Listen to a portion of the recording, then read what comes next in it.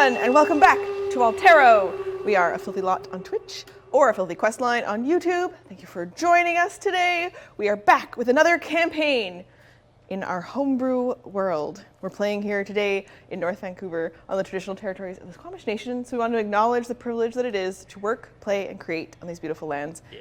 Wherever you're watching from at home, please find out what traditional territories you're watching from, post in our chat, let us know, find out, learn more. Even the birds want to chip in and share their information with us too. Please get to know the world that you're a part of. For today, the world that we're a part of, we're joined by 4 players to start a brand new campaign in a different part of the world. And it's raining seagull bits and things. Luckily, we are in Telgha, in the far north of Altero. This continent is wild. It is Arctic. It is a tundra space, surrounded by water and the stormy seas. It is a territory full of warlords who've claimed pieces of the land and some very valuable resources far to the north that are very difficult and expensive to get, including the blue Dyron tree. So there's wood throughout the world that is full of this dark, gray, blue resource that gets harvested here. And also some very dangerous sea monsters that only the bravest will fish off the coast of the continent. The warlords here, who claim pieces of the land for themselves, are known as the stormlords. And off the coast of Telgha is a small prison where we house some of the most dangerous criminals in all of Altero, and they are famous for their fire-based abilities. And we store them here, safe from everyone else, in the far frozen north. And we're going to meet 4 of them today as they go out on this epic quest. So, the 4 of you, you're doing time. You're in prison. And you got busted, some of you recently, some of you quite a long time ago.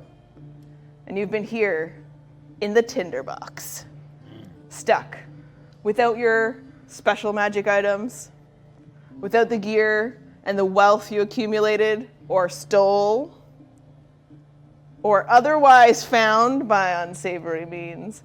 And the crimes that you were convicted of, some of you, that's not the only bad stuff you've been up to. But you got busted for something. You've been doing time.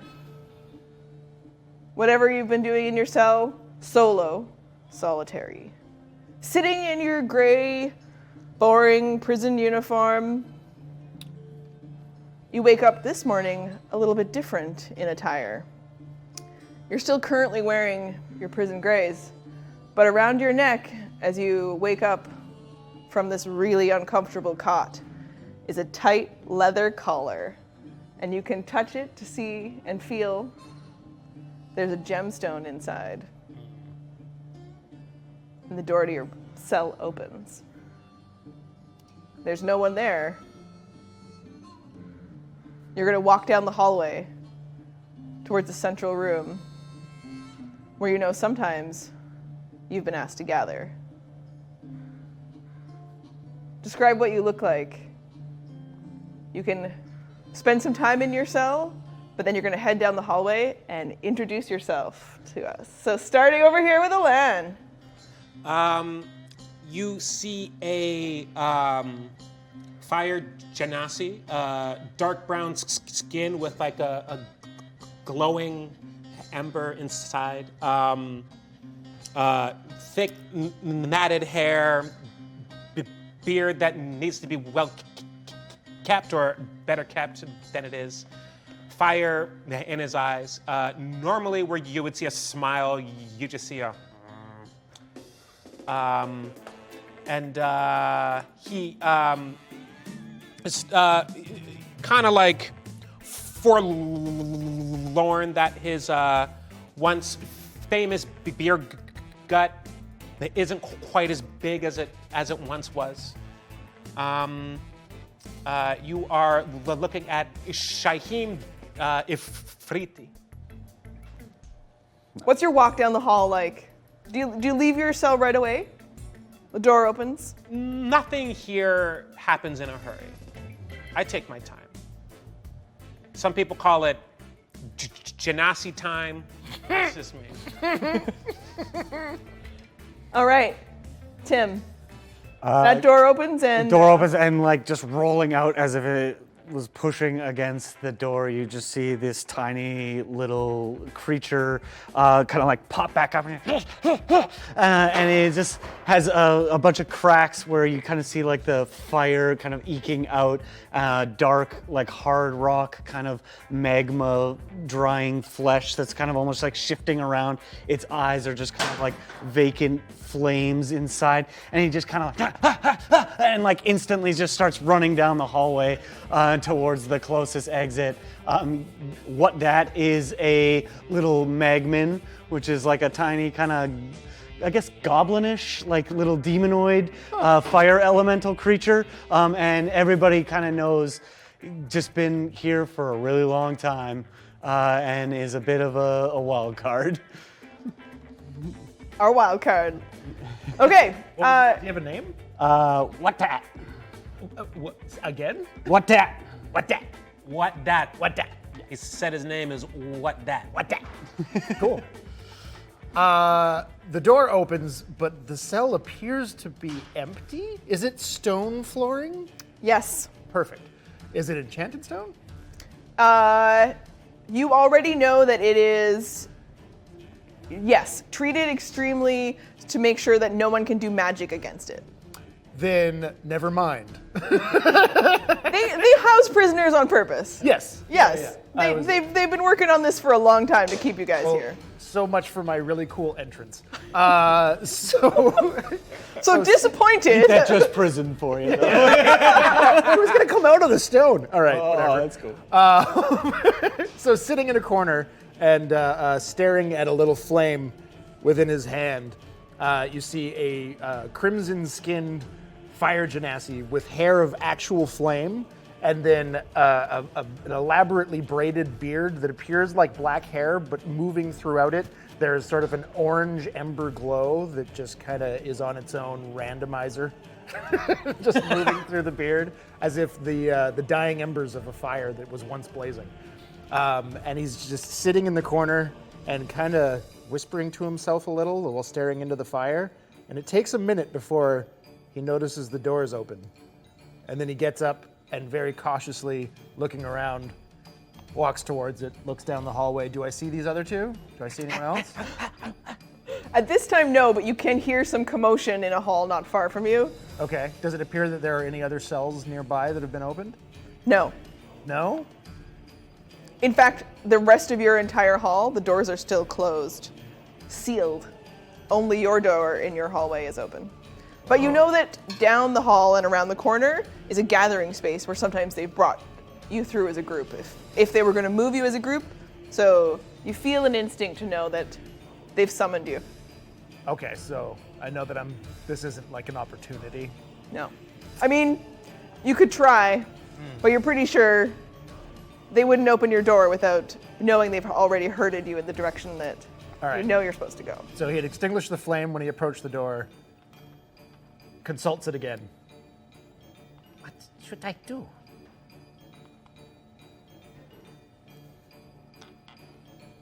As if he received an answer, he just starts walking down the corridor. Good. So, striding from her cell as though she was never imprisoned and just totally belongs to be here, you see a tall Aasimar woman with sort of light blue skin and yellow eyes and hair that's dark purple, but so dark that it is, in some light it's purple, in some light it's black. And she just strides as if she was always supposed to be there with no concerns. Are there other prisoners still in these locked cells? Yes. In your hallway, yet She again. winks at a couple of them, like suckers. Of course she does. And her name? Astrid. Oh, I forgot to say my name. Ignatius Emberbeard. Who are you? There is another hallway on your approach that you notice a door is open and no one approaches from. And if you listen closely, you hear a bit of snoring.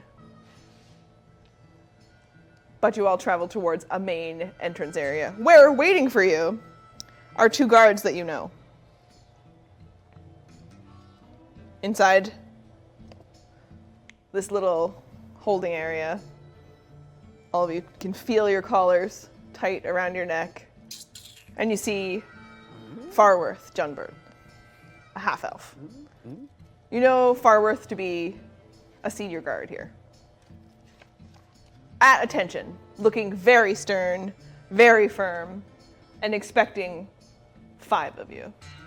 Doing some quick math, looks to the guard next to him, who is probably your favorite guard, wants to be people's friend, hangs around, very junior. Everybody knows Osborne. Osborne Earnhill. Sweet guy. Human. He sees you, waves, but quickly gets instructions from Farworth and heads off to go down the hallway where there is that one open door and no one's coming out.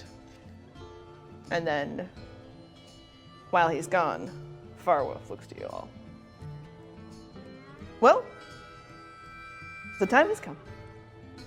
The 4 of you have been summoned, and I'm going to take you ashore. You may have noticed you're all wearing colors. We've been hired. We go to Telgha, and there, on the quest. And if you do this thing for the stormlord of Suvik, your sentences, much reduced. How much? For you, you only serve 1 more year after this. That's pretty cool. What is this thing that you would have us do? The stormlord has requested special people to kill the dragon. I'm sorry, to kill a... Dragon. The magma hardens. Yes, it is a white dragon, yes. a white dragon. To save their people. To save the people of Suvik. They need you. And the Tinderbox has volunteered you. You all be going. Well, I think that sounds like it is just going to be a wonderful time. Thank you so much, Farworth, for including us on this lovely adventure. And when will we be leaving? Will I get better clothes and my stuff? How are we going to be outfitted for this? Of course, in order for you all to be able to accomplish this task, yes. We will give you all your things back. And you've said what his time would be reduced by, but what about mine? They're only by half. By half. You will return my gear to me? Just for this mission. Yes. Good. Good. I will slay this dragon. You just kind of see what that step forward. But you hear the dubbed version of what he's saying, and he's just like, "Don't worry, guys. We can do it if we do it together. Let's go!" All right. That's gonna be You a are good just time. a lovely little fellow. Adorable. And for myself, reputation, I've been a stellar prisoner. And how long of a reduction are we talking here? Like a kiss ass. I mean, as opposed to these dross bullshit, shall we say?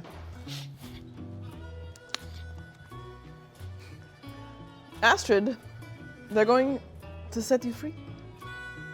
Well, I mean, that sounds wonderful. No one likes a suck up, Astrid. I beg to differ about that. We'll meet the other two on the ship. They're Let's just go. Not sucking up well enough. Who are enough. these other two? Osborne will fetch the other one. To the ship. On the way? First our stuff, right? I get my bottle back, right? On the way. Yes, we'll pass by. We'll grab all of your things. Good. And as you guys travel through the Tinderbox, you see other prisoners, of course, still in their cells. And you're headed towards the equipment inventory. And another guard nods to Farwell and starts to bring out your things. What? And What does this guard look like? human, red hair. Yep. What do these colors They are- do?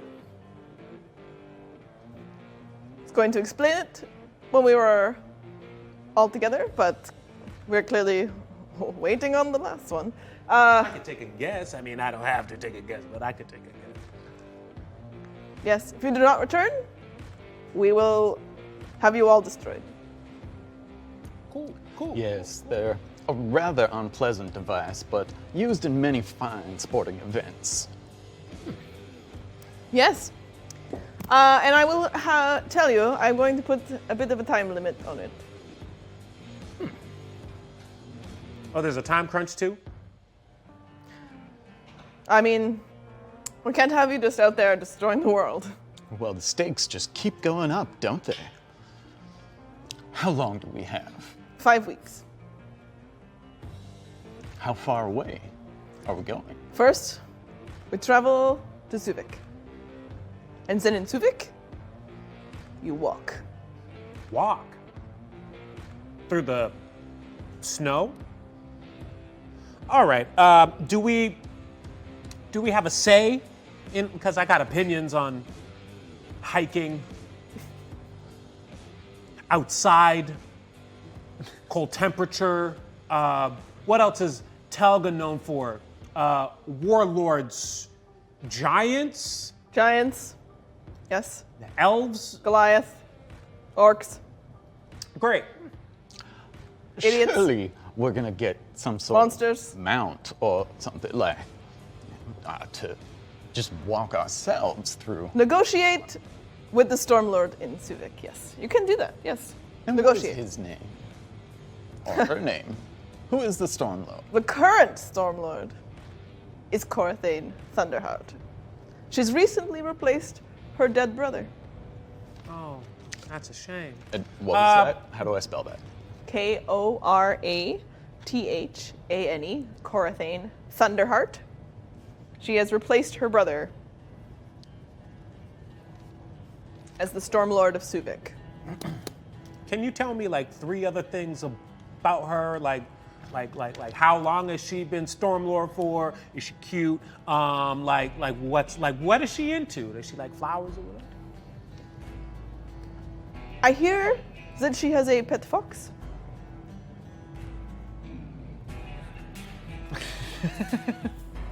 And you don't have anything more useful than that? Her brother died of a terrible plague in Suvik, and apparently what you'll do will cure them all. Sorry, plague?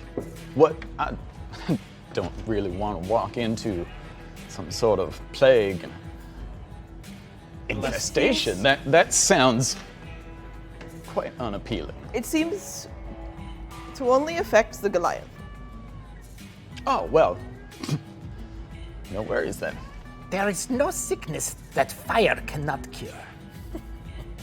Just stabbing the leg table with my sword. Okay, Don't worry, guys. I'm ready. You know what? Curious little fella. I like him. This one is interesting. Yeah, he's great. And do we have our gear back? you are each being given a bundle. It has all of your armor and clothing. and we are going to make a roll to find out how well you do on returning of your items.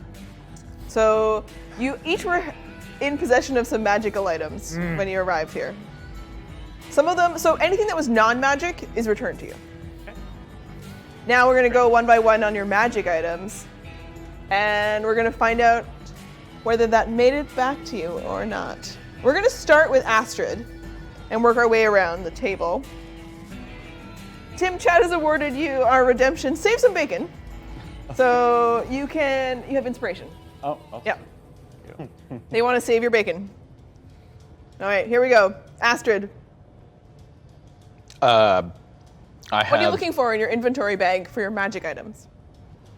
I'm looking for my loot, my immovable rod, my ring of mind shielding, and my rope of climbing. All right.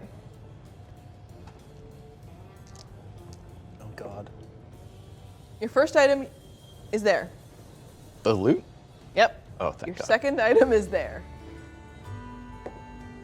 Your third item is missing. Damn it. And your fourth item is there. Well, I gotta say, I'm a little disappointed here. But, you know, for what we're about to do, I probably have the most useful items back. Why so sad, Astrid? Well, do you have any sort of receipt for when we turn these items over? Because I appear to be missing a rather important magical item. Well, I mean, your gods are surely above such reproach and low pettiness as to steal from prisoners. I mean, where would their moral high ground be? we shall take it up with the warden on your return. Wonderful. Next. All right. Hoping to find my flame tongue longsword, my +2 shield, and my ring of warmth. Your 3 items. 16. You get the first one back. Oh, that's good. You also get the second one back. Okay. Sweet. You do not find your third item in the bag. There's something seems to be missing from my bag as well. It seems there is a thief amongst your gods. How cold is it where we are going? We're going to have to give you all extra clothes. That wouldn't be necessary if you could bring me back my ring. Well, luckily, you are coming back to the Tinderbox. You can get it back then, maybe.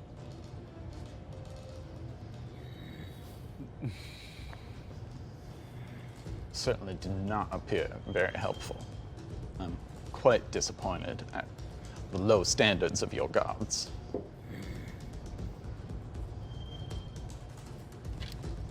Oh, Wattt-Dat? Wattt-Dat, like, jumps in the bag, just kind of like, cuts a hole through the side of it, and kind of like, hopefully in their hands wearing, oh god, I'm going to try and say this, a Hittite of blasting. Okay. And also the, like, it's like a metal bracelet on both sides of swimming. Okay. Your first item Yep. is missing. Your second item is missing. The whole like sack just like burns up around as he's just like, your gods have no honor, believe it, and kind of just stows his swords and his dagger and just kind of like frumpily like right at the door where the door would open, just kind of like. All right, so he said you took some of his stuff too. It's not very nice. Well, I mean, if there's anything the Tinderbox is known for, how nice we are. Amen to that. What are you looking for? I am looking for a set of bracers of defense, an amulet of the drunkard, and Alice. Are you ready? I'm ready. Okay. I'm nervous for this one. Me too. First item is there. Cool. Give you advantage on the third roll. Chat gave me advantage. I'm not using it for these rolls. I feel like I'm not against you guys getting your stuff back. It's just a DC 10. Okay, here we go. Second item is missing. Third item, you are digging around for the flask. It's missing. So I put the bracers on. I go, okay, good. I see that my other items aren't there. And what's the redhead? What's his name? Oh, that's Osborne? Is that it? No, no. He went to go find the other person, Osborne. Oh. You are talking to Harold. Harold? Harry. Hey, man. Sorry. So, like, some of my items aren't here, and that's fine, you know. It's the Tinderbox or whatever. But I actually have a complaint about the bracers of defense here. It's just, it seems to be a bit damaged here. If you could just help me, like, take a look. So Farworth notices what you're doing and doesn't care. Harold leans in. Cool. I smash his head into the countertop, and as he bounces back, I catch it again, and I slam it down, and I hold it down, and I say, "It's called Alice. I want it back. There's an amulet in there too. I want that back." And I lean his head over to him, and I say, "And he wants his things back." Believe it! He said, "Yeah." Roll intimidation. Oh, Scotch. My sword ignites in flame.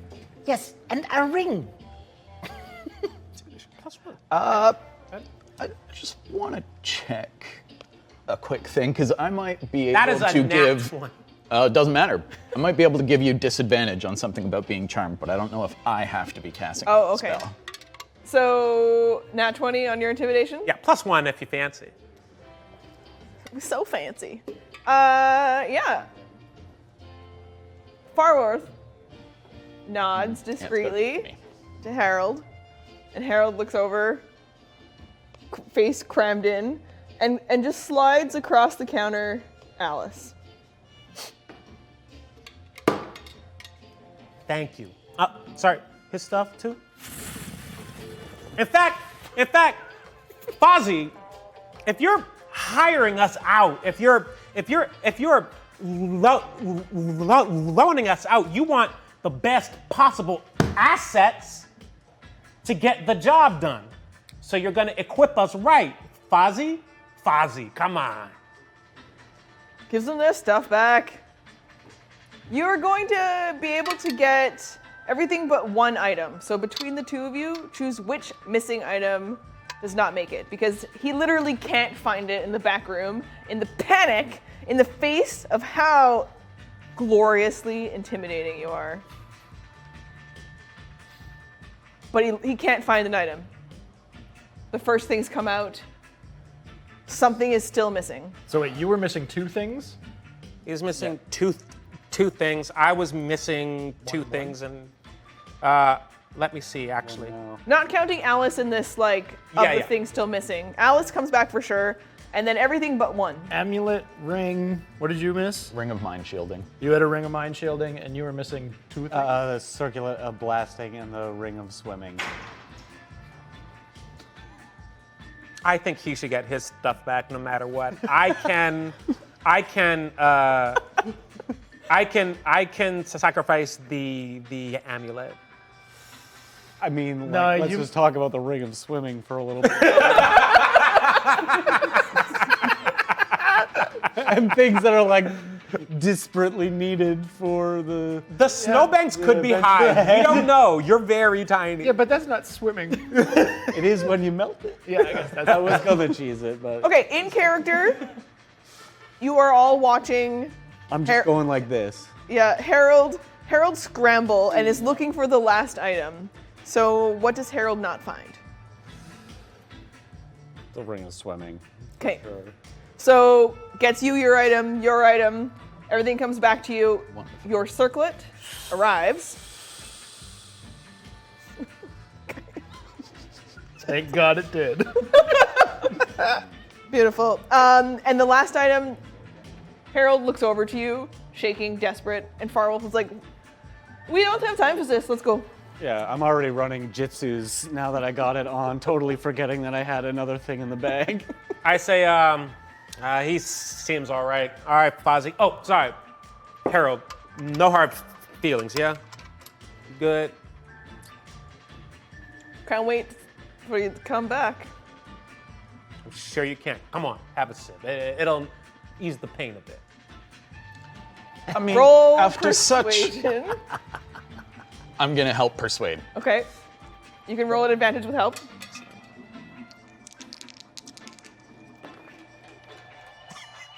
$18. Persuasion, 22. Takes a drink. Great. Let's see. He needs to make a DC 17 Constitution saving throw. 17. It's a very good number. Hard fail. Cool.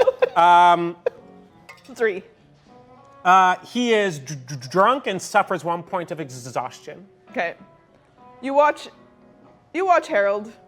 Red hair curls under the helmet. Takes a big swig and shakily passes it back to you, and then instantly green across the face. Looks over at Astrid, a little embarrassed, given that she'd leaned in to sort of help with this persuasion, and then in your direction just vomits, blah, and then just falls backwards, and he's still alive. He's like working to get up, but doing the I'm gonna say, can't wait till I get back. Let's go, gang. Poke his Up face on with his- my toe, just like Pop up on his uncouth, but back, yeah. amusing.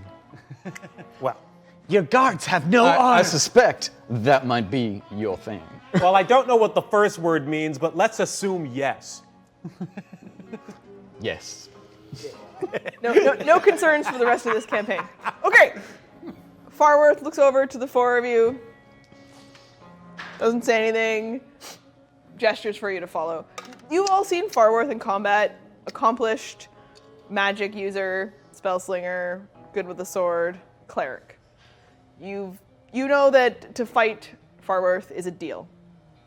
You could try, especially with there being four of you, but all their guards would come. And the warden themselves, who you've never met, famed for dealing with the fire prisoners of the Tinderbox. So, you follow Farworth to a ship. You don't see Osborne arrive, but Farworth does not seem concerned.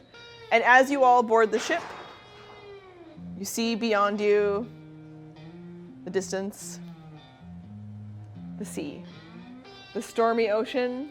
You can't see the land where Telgha would be, but you see that Farworth looks in the direction. And behind you, of course, the towering spires of the Tinderbox as you leave. And you are given a bunch of gear to protect you from the cold. So some heavy cloaks with furs, boots, gloves, a selection of things. How fashionable are they? Are very unfashionable. Mismatch items. I mean, Are they clean? everybody give me a... I refuse them. I'm good. Oh, you take nothing from the bin shame pile? If it's no, I'm good. It will restrict my movement. Probably items that have been left from dead prisoners and assorted people. I'll rifle through the pockets. Okay, so you can roll investigation.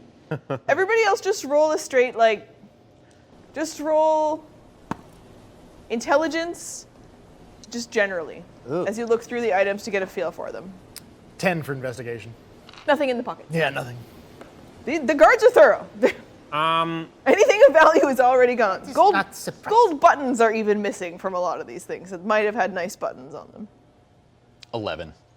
11, you're able to piece together something that doesn't clash horribly, but you're not going to win any fashion awards here. Cast disguise self. I'm in a very nice, well-cut, fur-lined, scarlet robes with gold piping.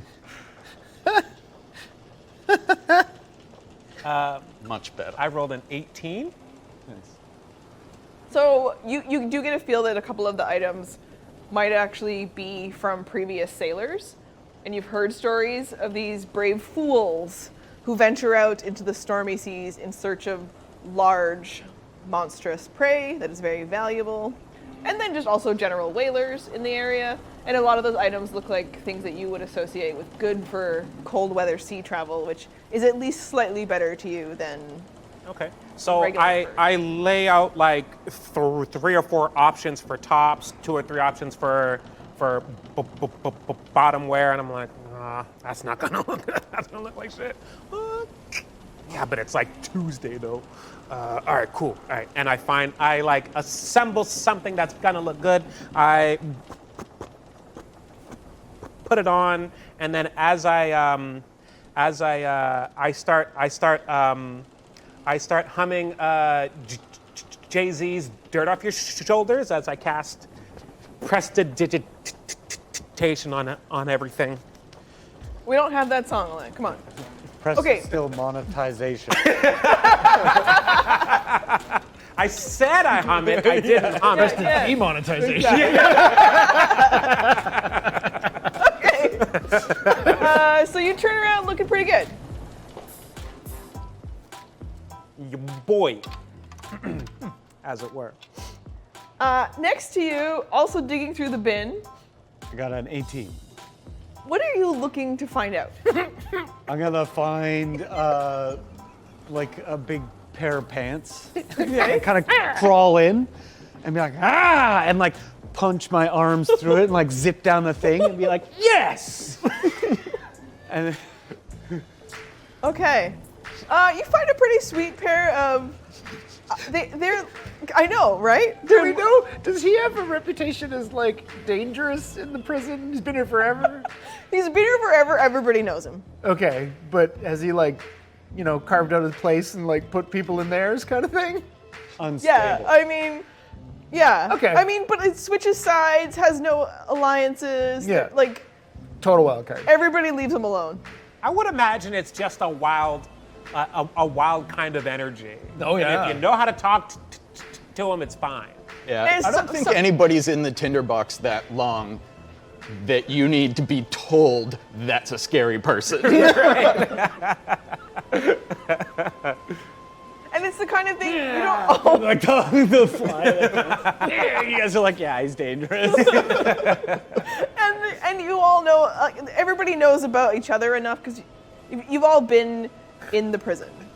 What you are curious about is the fifth person, who you see Osborne eventually during your sea travel over to the land, chat a little bit with Farworth, and they're just Farworth is like, God damn it, frustrated, but whatever, leave it. And Farworth turns to you. It's the other prisoner, very dangerous as well, just like you. She's very lazy. And, she sleeps when she sleeps. She'll join you. She's not the owner of this pants, is she? I don't think that'll be a problem, man. I think Good. I think we're good with the pants. I wanted to keep them. Those are your pants now. Yeah. Those are good. They look good on you. Come here, little guy, and I get the dirt off you, boy. There you go, little guy.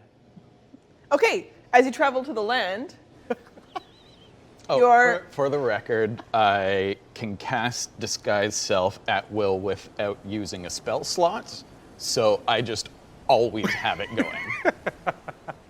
Every hour, I just at will okay. refresh it. And in this case, you're going to continue to wear this outfit until you alert us otherwise. Yeah. Okay. Okay. And it doesn't take too long before in the distance you can see a large port city, which Farworth has already told you is Suvik. You've heard a little bit about it. Suvik is the farthest north that ships can come in and out of before the ocean is almost year-round ice-locked around it. To the south would be the capital of Telgha, Reiko, which you're all familiar with those major cities, but smaller places are less familiar to you, unless you are historians of Telgha or particularly knowledgeable. You would know a little bit more, just based on some of your travels. So when people say the names of the cities, it registers for you everything you've recognized so far. You don't know shit. I'm from another planet. You've traveled, you haven't been to Suvik, but you know about it from being on I would know the seas. names of Yes. ports. I'm not a landlocked kind of guy, and this isn't my particular temperature. Yeah, you've never wanted to go here. You're not interested in whaling, no matter how attractive the Goliath ladies are. While we were traveling, I cast Identify on the caller. Okay. So you're curious about what elements of it? Well, if it's a magic item, I learn the properties and how to use them, whether it requires attunement, how many charges it has, if any. I learn whether any spells are affecting the item and what they are. And if the item was created by a spell, I learn what spell created it. Many spells in the case of the gem and the connection to the leather collar piece. So as a unit, many spells have been used to create it. This most foul device. Okay. There are abjuration spells. It'd be very difficult to remove it. They have a bunch of elements about them that are enchantments.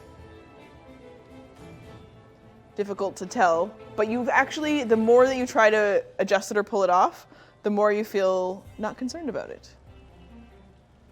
And you stop trying until your hand removes and you stop thinking about it. And then again, you're like, God, I was gonna investigate. But every time, the more that you spend time trying to fiddle with it and play and move and adjust it, the less you want to.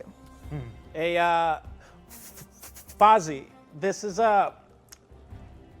clashing with my outfit a bit. Do you want to explain why we have to have them? You all just run away. You're gonna kill a dragon? We wouldn't all run good? away. Some of us would sail away. I assume you can fly or some shit. Like, I cannot fly. oh, okay. Oh, sorry. What about you? Can you fly? Wings. I sadly cannot fly. Fire genasi. I don't know. You got hocus pocus. Mini? I have not tried. Maybe I can. There's Well, some transmutation in there too. technically, I start playing a little melody on my lute, and I cast flying.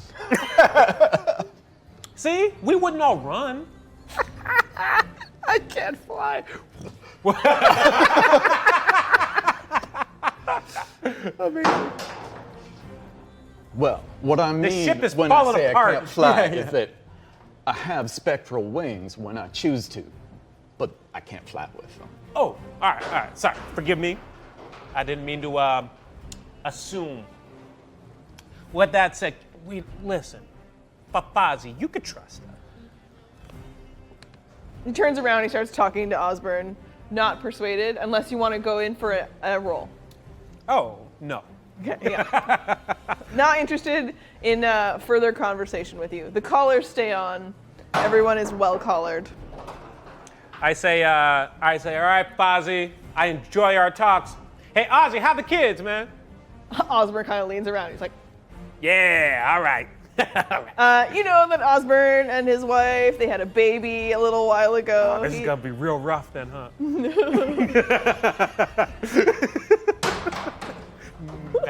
Not again. Matt, you've been awarded save your bacon, so you have inspiration. Nice. Yeah, they're really going at it. Rolling pretty hard today. Yeah. Okay. You hit land. Nat 20. It's like a seagull kegger up. They want to come to Suvik too. And let's do it. Let's arrive in the port town of Suvik. Yeah. Wattt-Dat is definitely found in the driest part of the ship, just pretty much hiding the whole time. Like really nervous about the water outside. Oh my god. All right, let's pull the board It's fair. and have our 4 friends and our 2 traveling buddies. So, also redheaded and a blonde.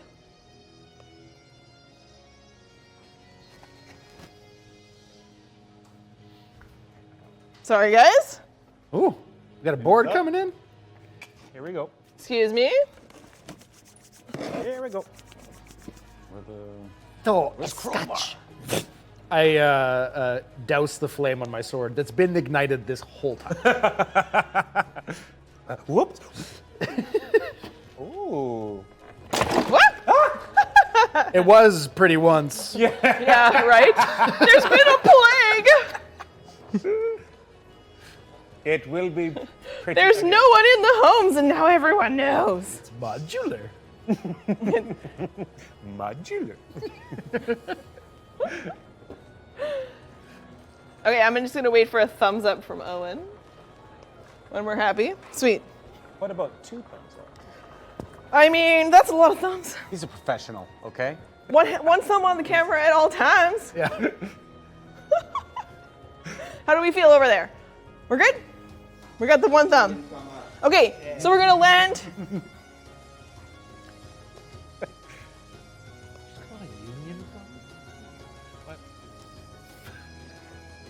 And first thing, surveying Suvik.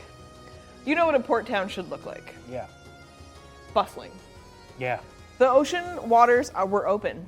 There should be travel to this port, but there are no other ships. The town is quite quiet. A couple of people at the stall, blacksmith shop, catch the sounds of the forge. But it is not bustling like you would expect it to be. This should be high season for trade.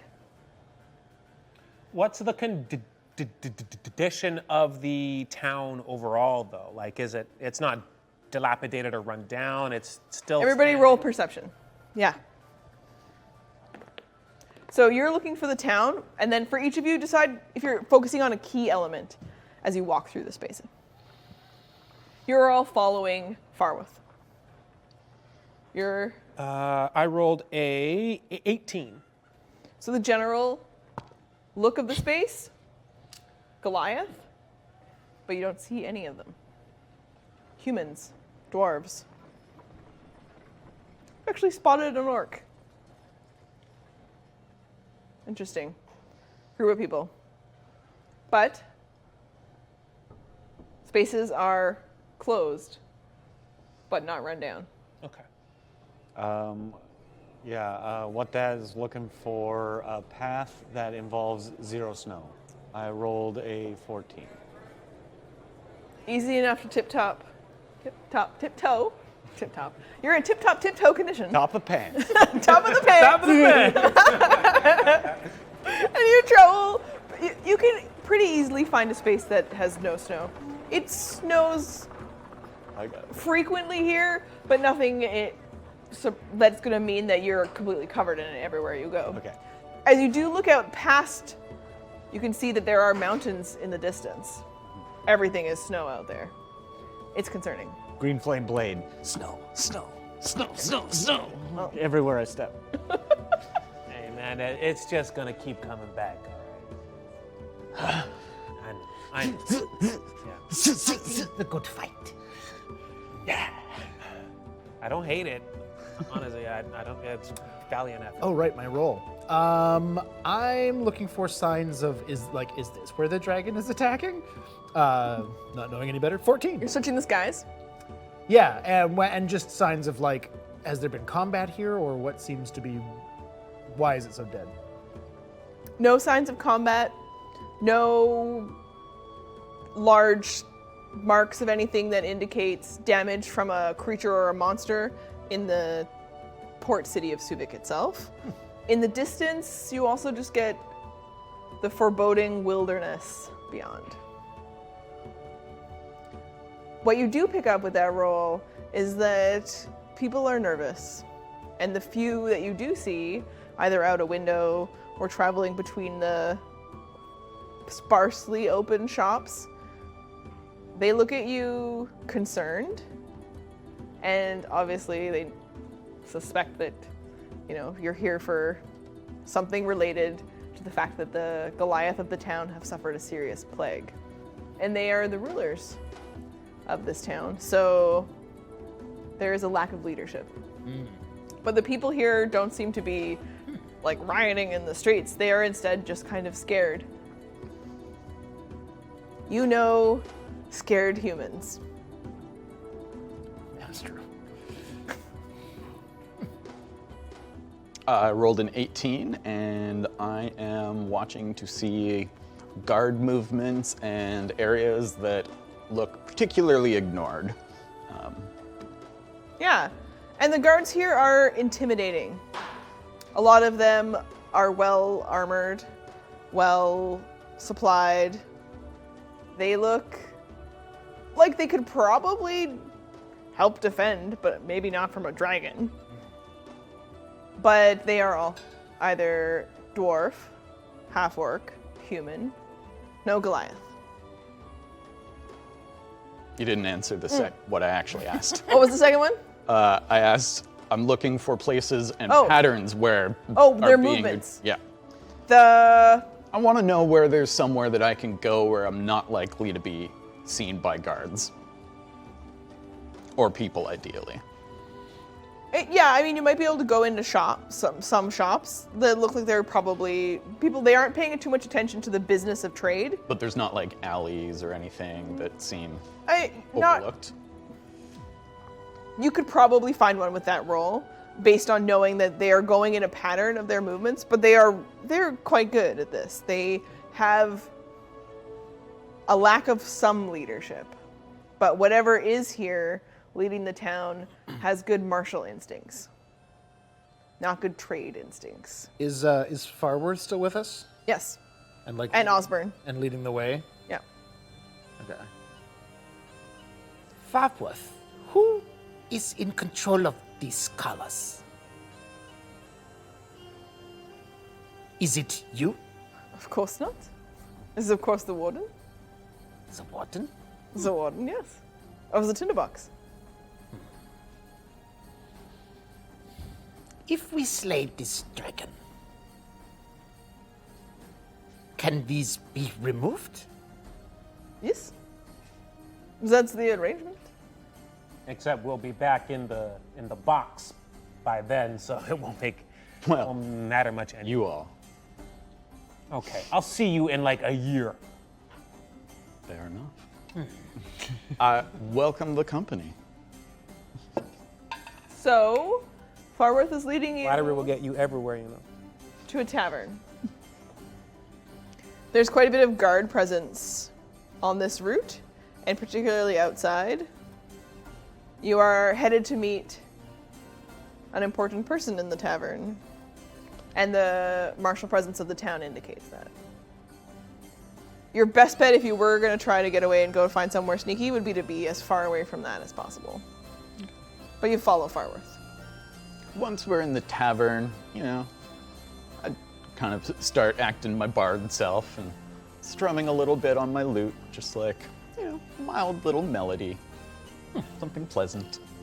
Just kind of, as I talk to people, almost like I'm not thinking about it. Does anybody stay outside if Farworth leads you in? No. Okay. I do quite the opposite. As Farworth goes to enter the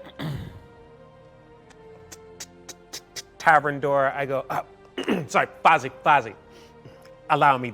This is my speciality here. I got you. And I barge into the tavern door, and I say, the party has arrived. Control flames, all the torches. Just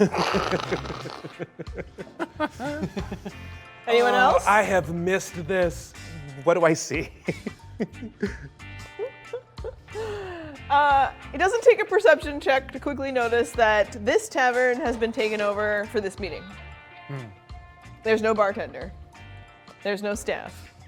There are no patrons. There is a large Goliath woman. What is surely her guard. Control flames, the torches go out.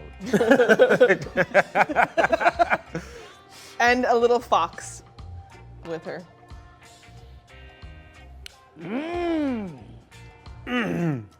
This is, I have to say, just outside the game, this is exactly what it feels like when I walk in on boardroom meetings here. My apologies. I see that I arrived expecting a certain tone. This is not that tone. It is, however, my sworn objective to make it that tone by the end of the day. I'm just gonna walk behind the bar and find what looks like a really high, like top shelf spirit, and start pouring some. I'm pouring a bunch. I will climb up on the bar. No, sorry, 2 for me. Thank you. I have to get my fighting form back. You're behind the bar, Astrid. I'm gonna go over to the people we're obviously here to meet. I'm still strumming my lute, playing a thing, humming to myself. Once I get over to the ruler, I just introduce myself. Hello, you can call me Astrid. What is your name? We're here to help you out, I believe. I am Corathane Thunderheart. Thunderheart, lovely name.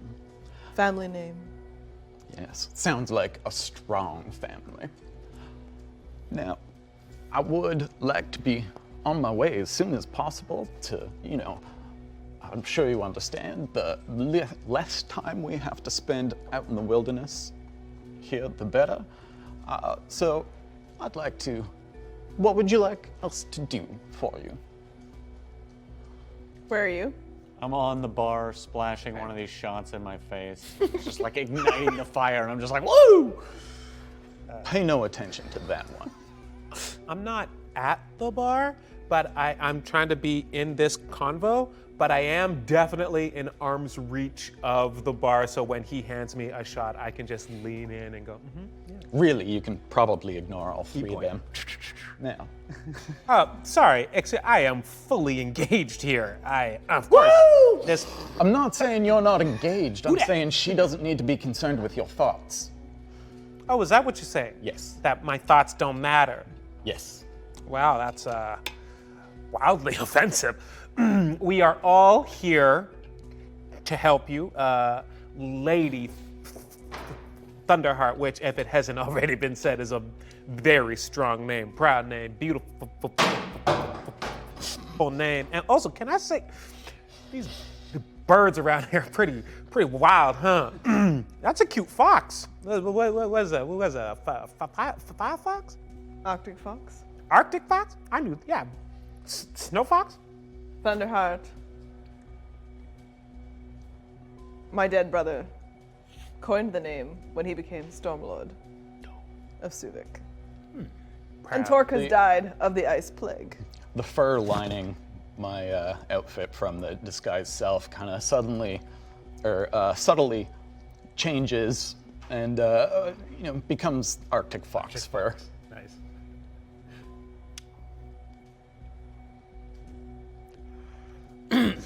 You might think me intimidated.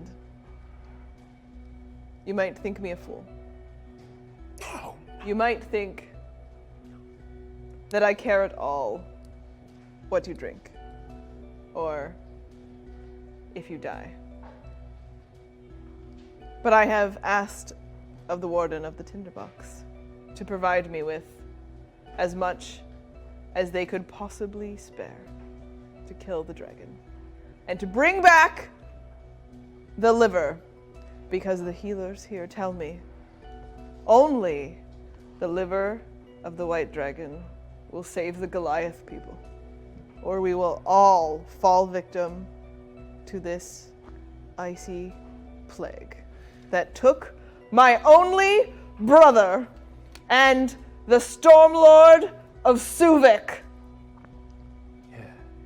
So you will go northwest to the tears from heaven, the icy mountains where a white dragon rests. And from there you will kill the dragon and you will bring the liver back to us. And I will be stormlord of Suvik in the place of my poor deceased brother. Oh, yeah, wow. A truly noble cause. Yeah. And so, is there anything else for us before we head on our way?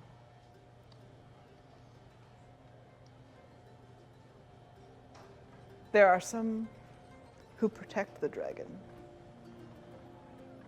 This is a complication we were not told of. And I look at Farworth. He shrugs. I mean, to be fair, the dragon was a complication that we weren't told of this morning either, so this whole day is a wash. Sorry.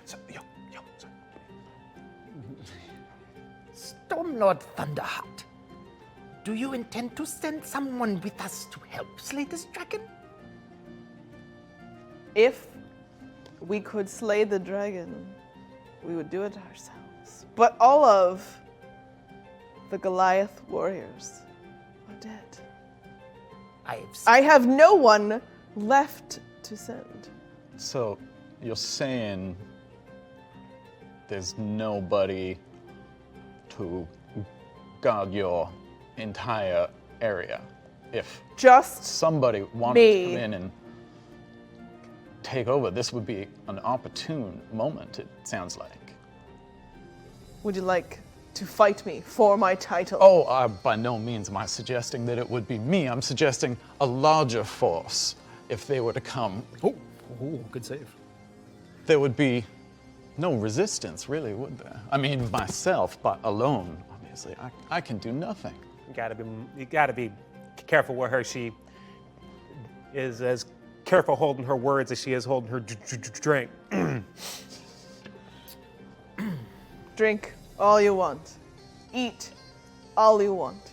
Tonight, sleep all you want. Tomorrow, leave. As I understand it from the warden, you have weeks to return before I myself fall victim to the plague. And then there truly will be no one to protect Suvik from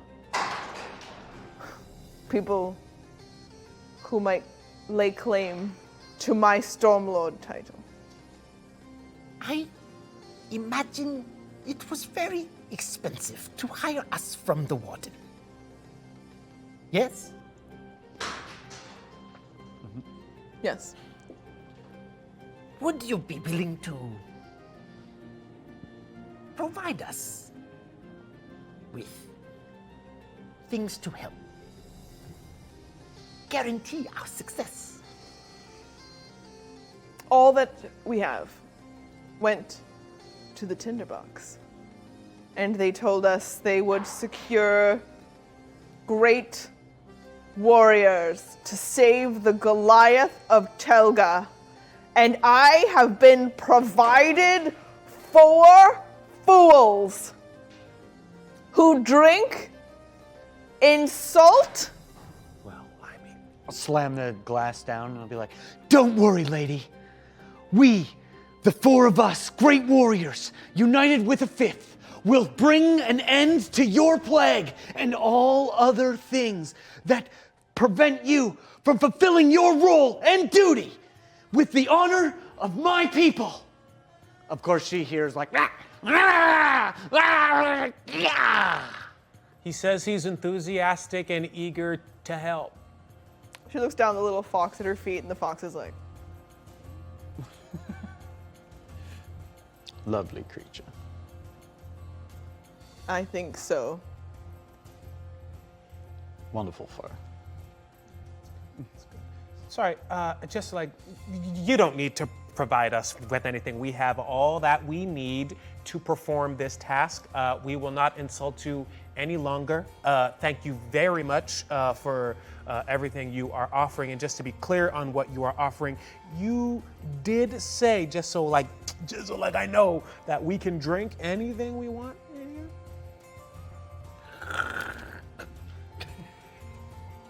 I have given Olava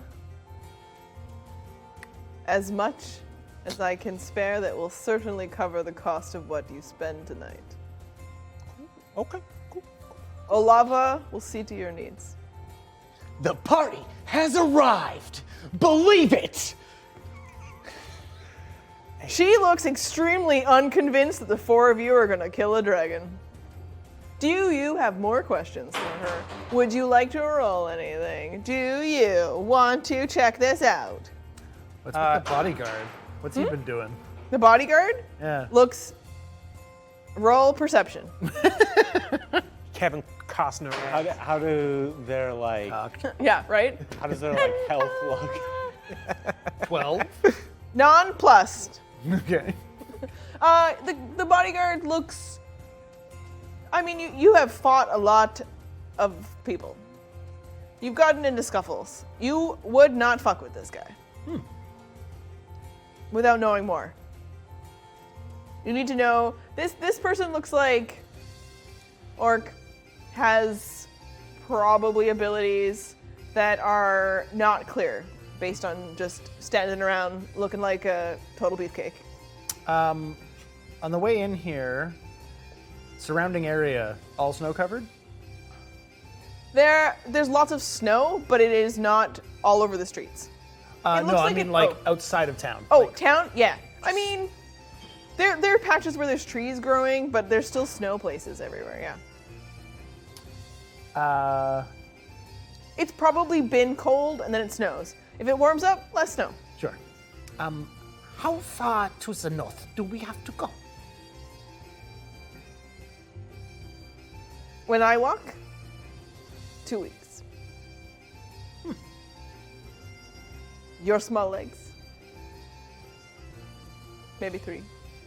I could skip real fast, though.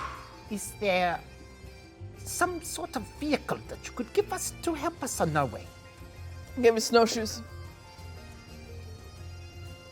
Perhaps a sleigh? And she looks over at the guard and she says, yeah. And horses to go with the sleigh, right? They'll die. I cannot afford. Perhaps dogs? I'll see. I mean, what would you normally pull the sleigh with? Let's I pull the sleigh. really, yes, I suppose you won't do it for us. If you want to pull the sleigh, you can pull the sleigh. You look very strong, capable. Tomorrow, out front of this tavern will be everything I can give you. Go north. Slay the dragon. Bring the liver. Save the people of Telgha. Yeah. And then, as I understand, your payment is in reduced sentences only. Yeah. I mean, just being out and being able to help and aid our communities is plenty. Lady I would Thunderheart. never live here. He agrees. All you want from the dragon is its liver. I will take its heart. I don't give a shit. what happens to the rest of the parts of this dragon, as long as you return with the components that the clerics here tell me will save the people of Telgha. Yeah, cool. Well, Cool. that definitely sounds doable. And you are clearly in need of a nap. So I think we shall continue, drinking or whatever these uncouth people are doing, and bid you good night. Wow. I mean, I wouldn't talk down to you like that, but I would continue to talk with you. You say, I mean, we're going to make some food. Would you like to hang out and stay and eat? Are you holding your dice because you're gonna roll here? Who, me? Are you doing some like charming persuasion work on the stormlord of Suvik? Who, me? Sir? No. I mean, if you want to stay for a drink and socialization, that is a different thing entirely, but I think I've had enough of this meeting. It's getting rather boring now. She's very aggressive. She is. I just assumed that people of the world, regardless of their conflict with the law, would want to save lives. And that the Goliath of Telgha are in immediate danger, but maybe the Goliath of the whole world. And that you would let them die. No. We wouldn't dare let them die. No. There No. would be very little in that for me. There's no honor in that. As like a pair of pants turns like holding a liquor bottle trying to fill up some glasses.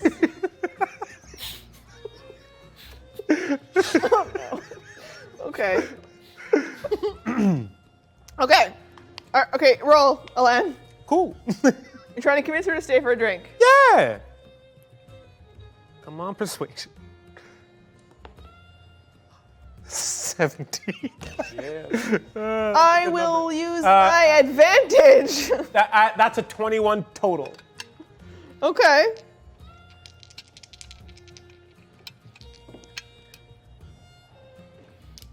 She looks at you. I don't stay tonight. But if you return, come find me.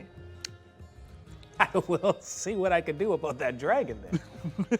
You said Olava would take care of our needs. We have been in prison for a long time. Okay. Yeah, I mean, don't be so gauche. It's absurd.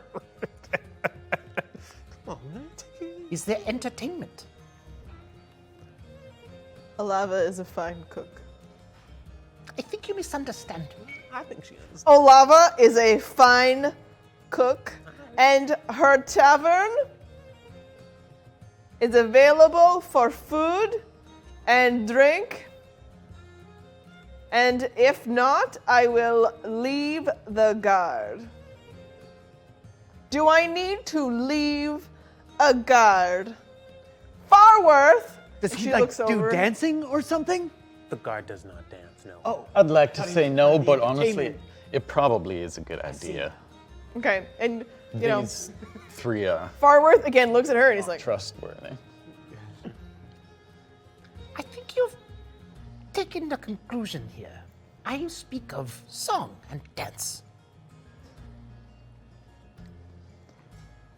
she rolls insight.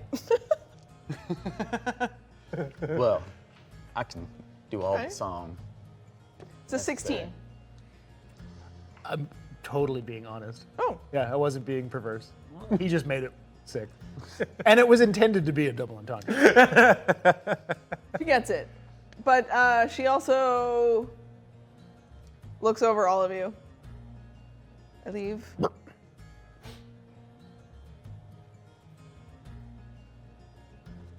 The fox to guard.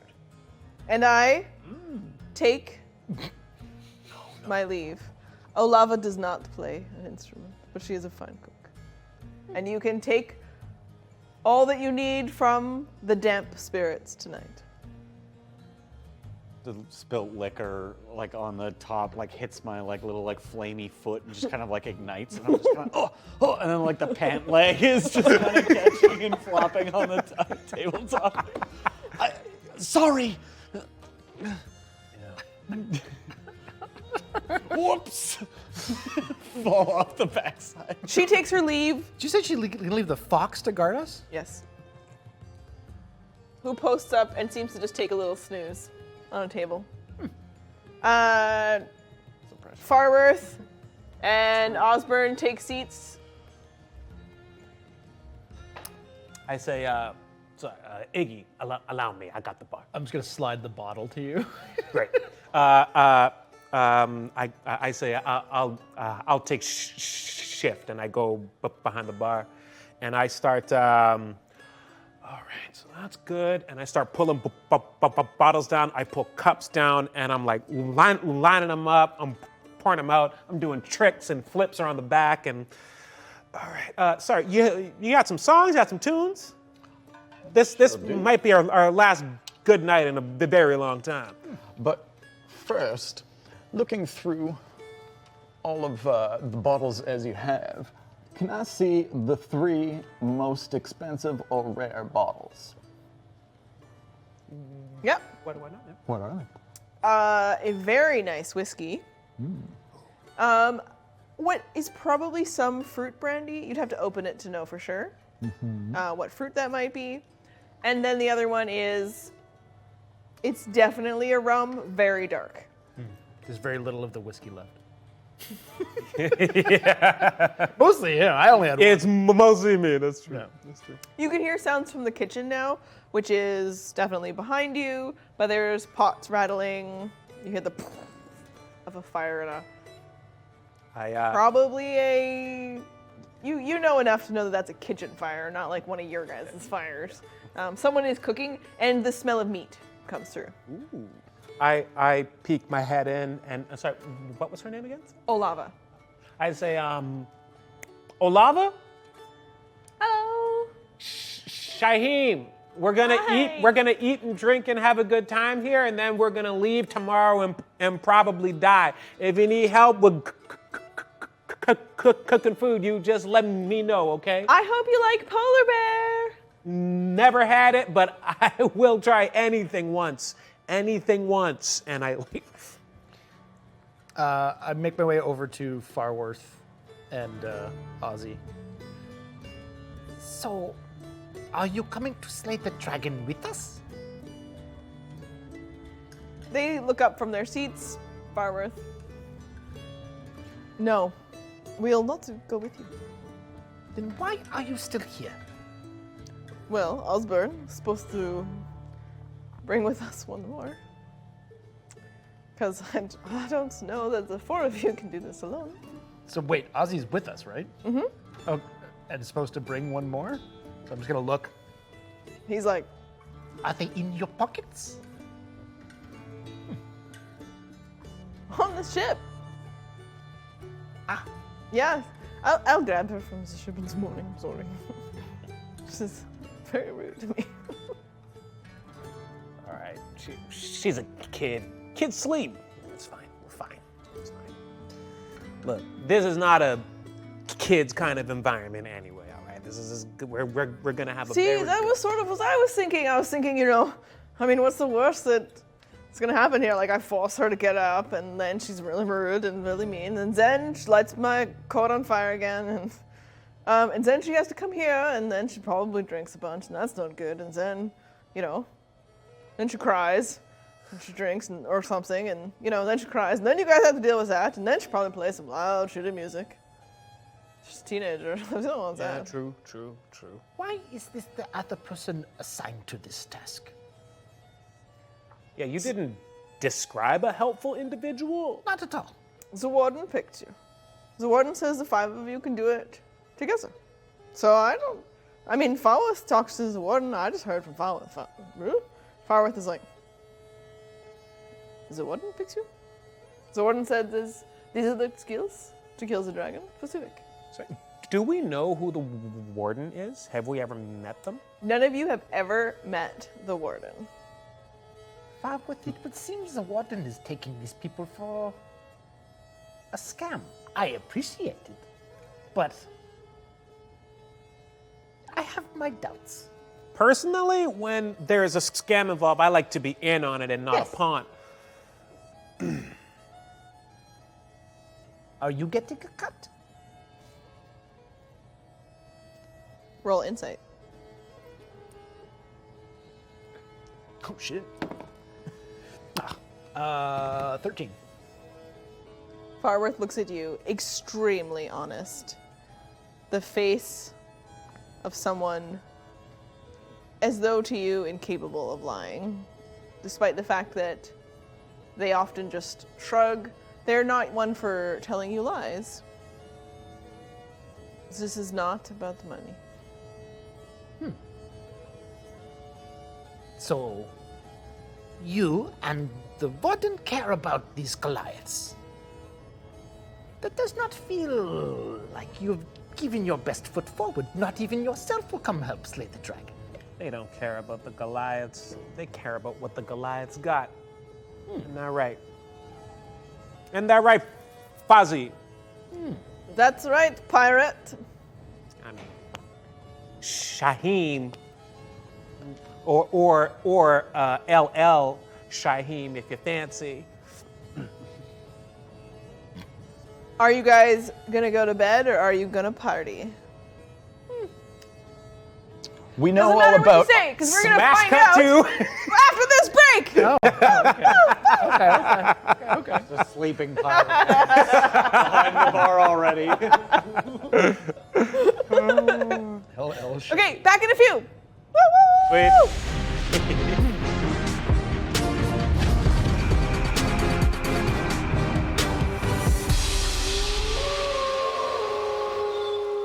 Welcome back, everyone. Here we are in Altero.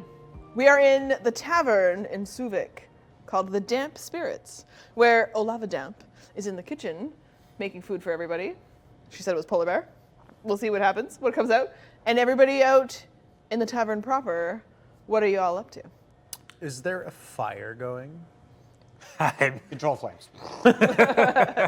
Well, there is a unlit fireplace currently. Oh, I'm going to walk over to it and cast. What do I have? Produce flames. Yeah, and gonna cast produce flame and start that fire up. Okay. So, one corner of the room, you feel the entire tavern starts to warm. All of you much more comfortable in this environment. It's cozy. The Damp Spirits is a port tavern of middling finery. So, you've seen it all. Seen it all. This would be the kind of place that you would go if you were looking to, you get off the ship, you want to have a good meal, there might be a show. It would be mediocre at best. People would mostly meet there to catch up with people they know. It's not the kind of place that you go to get anything particularly good or bad. Right. So, original joke. Exactly the kind of venue Carcoon and the Buffoons play. Yeah. Tear it up. I saw where that was going as soon as you were like, Turn up. yeah.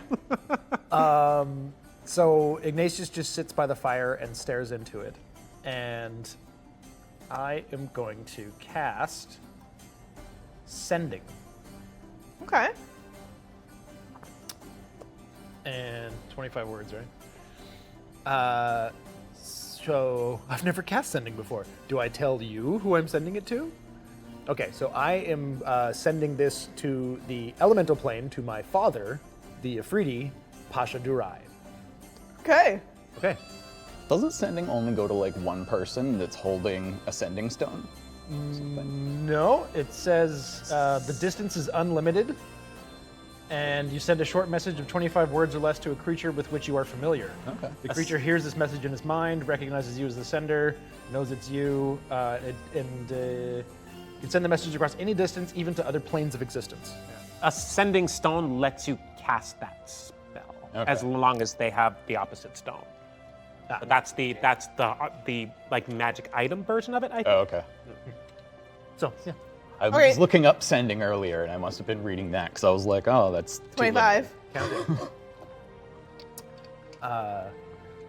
Pasha Durai, I have been released from the Tinderbox. Now would be a great time to help. Love your life. Am imprisoned by a magic collar. One word left. Not using it. Yeah? You'll sign off? Okay.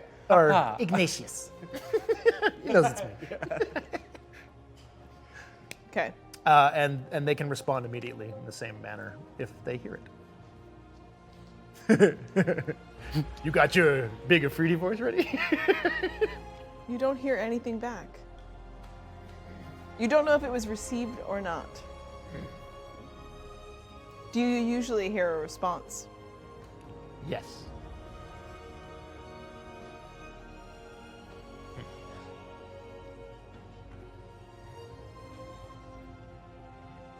So you're pondering Yeah. by the fire. What are you up to, Astrid? You said earlier that we know all about Osborne's like loving wife and family and children and stuff. Mm-hmm. I am going to seduce him. If I have to cast charm or suggestion or whatever, yeah. Alrighty. So you approach Osborne. What does this go like? And what is everyone? Let's come back to the seduction of poor Osborne. And I'm just gonna find out what these two are up to while before we roleplay this out. You were both at the bar. Yeah. Yeah, I'm just drinking them back, pouring them up, drinking them back. These drinks, like the bar drinks, don't affect me in the same way. It's just good to get back in the habit. I'm trying to get my fighting form back in a very short amount of time. This is training for you. This is getting back in the fight. So. Yeah, Sure. as you're kind of doing that, and I see you, basically, what I imagine, because I've seen all those great movies, like doing the forms, like in the drinking, and I'm just kind of like, oh yeah, yeah, exactly, and I kind of like pour some of the liquor on the thing and like light it, cast control flames, and kind of like have it like kind of move with the forms that I'm performing, like green flame blade. Like green flame blade, scorching flame, like, and kind of just doing forms with my buddy while we drink, and they just keep getting worse and worse. I'm like, hey, get over here. This guy's great. He's way more fun on the outside. On the back, still doing the forms. The fire's still doing it. This table's ruined. Okay, so Osborne. Well, I expect this is gonna take some effort over the evening. We'll start just chatting. We have You're a very playing the good long game. rapport. Yeah, I mean, my backstory, like, I have a very good rapport with these people, so I'm already starting pretty ahead. Yeah, and just, kind of, as he has a couple more drinks, I get flirtier and Okay. In the meantime, push him in that direction. A lot of arm touching. the barkeep yeah. has come out. very the direct tavern eye owner. contact. Olava has served stew. It's a meat stew, vegetables, quite basic.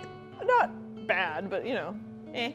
And she serves first the guards from the Tinderbox, and then she puts out the rest of you, and she's looking to you if you need something else from her.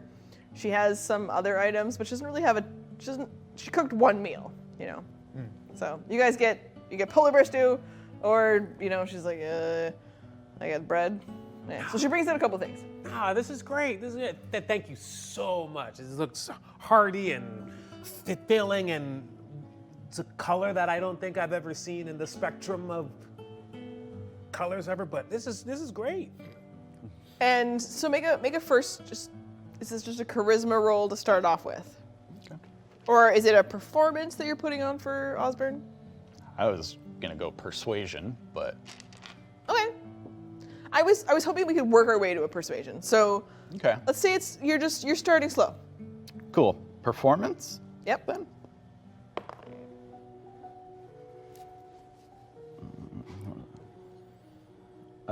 22.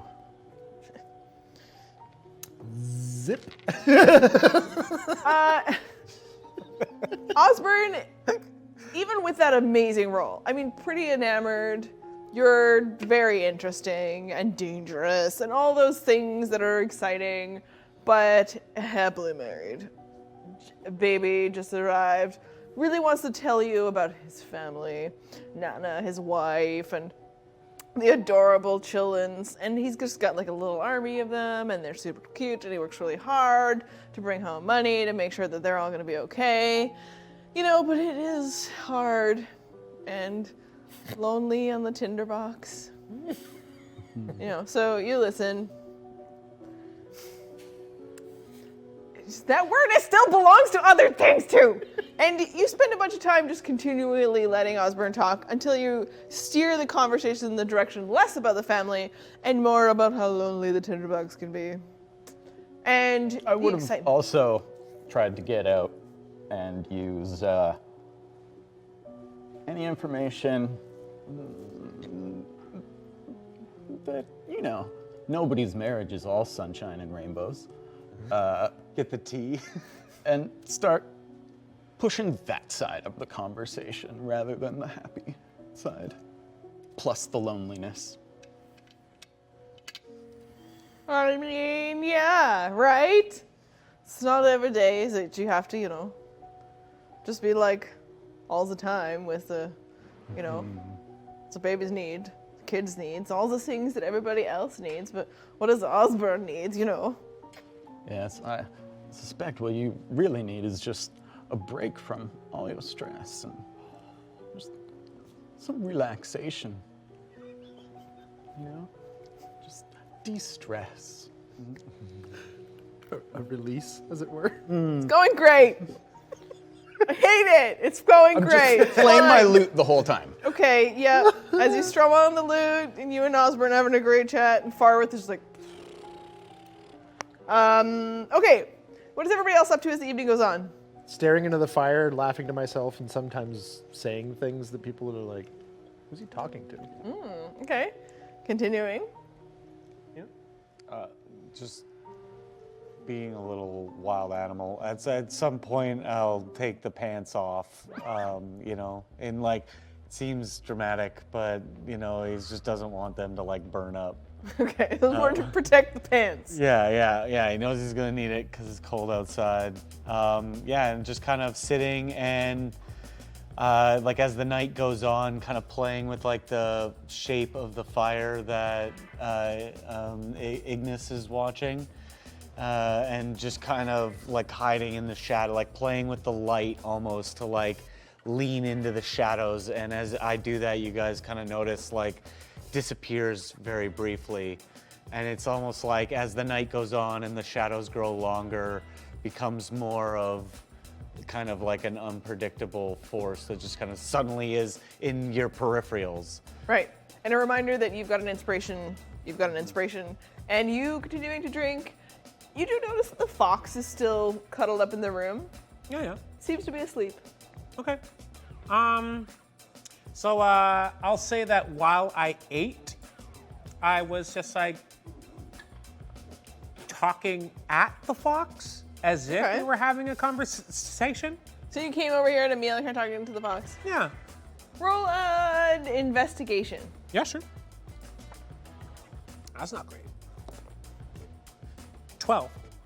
So as part of spending some time with the fox, you notice the fox is wearing a collar, and you reach out, and the fox lets you.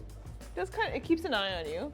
Does nothing aggressive. Yeah. And has a little like name tag on the collar. It's Snowflake.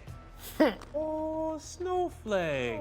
That's a lovely name. Cute. I gotta confess though, I don't like snow, but if all snow looked as cute as you, and was soft and warm too, that'd be great. It responds to you like it knows what you're saying. Every time you speak, it's just like listening, nods, turns away. You ruffle its fur, and it's just like, bro, no, uncool. Okay. You just get the vibe. Yeah, cool. Yeah, cool. Osborne, Talk roll like your persuasion. Okay. Everybody else partying, having a good time. The loot player. Yes. Damn it. Net 20. Okay. I have a plus 11 to persuade. I know There was you no other do. way this was going. Fine. Everybody, you go to bed. You all go to sleep. We'll come downstairs. Okay. We'll come back to you. Everybody else is going to bed. You go upstairs with the poor guard who was just trying to do his job and spend some time out here in the world. And Osborne Sometimes you gotta help. is about to try to go the other direction, but he turns back to your room.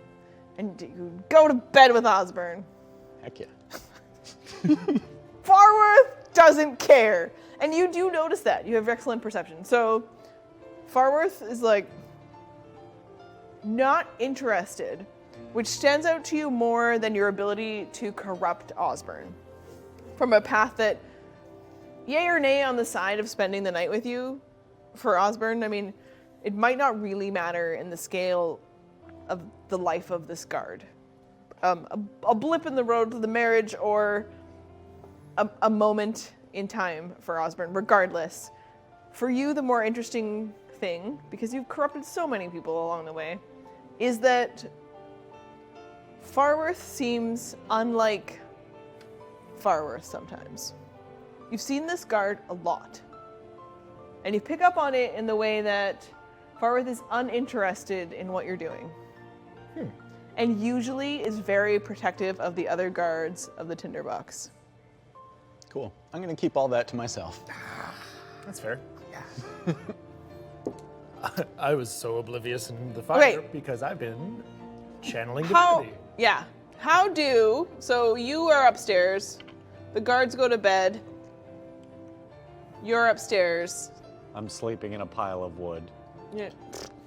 You're like maybe over here, like you just crash somewhere Yeah, downstairs. curled up like the fox kind of is, like curled up and like small. I'm just Yeah. like curled up on a little pile. How do you retire? Oh, I wasn't personally planning on it, but. Oh, are you gonna stay and party? You're still partying? Yeah. Okay, you're downstairs while Ignatius. filling up the keg? So, anyone who paid attention rather than just writing him off. Do you want to give them the chance to roll? Sure. Okay, so perceptions. Yeah, but I was staring at the fire, again, sometimes giggling, seeming to have a conversation, but like a hushed conversation. And my hands were moving, but like subtly. And after an hour's time, that hour was spent channeling divinity. And materializing within my hands is a morning star. Oh, cool. Perceptions. Nat 1. Me too. I was really busy doing something else. Very fair. Also busy. Drinking, getting back on that wagon. Yeah. So I go. I line up like 6 shots in a circle. 5 of them are drinks from the bar, and 1 of them is from the flask. And I'm like, Iggy, come have some shots. We're gonna play a game. What is Wattt-Dat? Just quick perception. 19. Nice. The I'll only say one who notices. Like as I'm like toying with the fire with control flames, like it just eventually like stops working. And I'm like, oh, that's weird. And I'll kind of like sneak up. And like as I sneak up behind the chair and I'm like kind of like, and it's like not working. I just kind of see him like talking to himself and I'm just like, I'm going to bed. And between the two of you, you ask Ignatius. Yeah. Oh, is that at the moment that the morning star appears kind of thing? Perfect. Huh? Did you say game? Yeah. It's called Nightcap Roulette. So I'm just going to walk over to the bar and place the Morning Star on the bar. And How do we play this game? All right, so 5 of these shots are shots that you can handle. One of them is not. The way the game works is you drink until you find the one that you can't handle, and then you wake up the next day.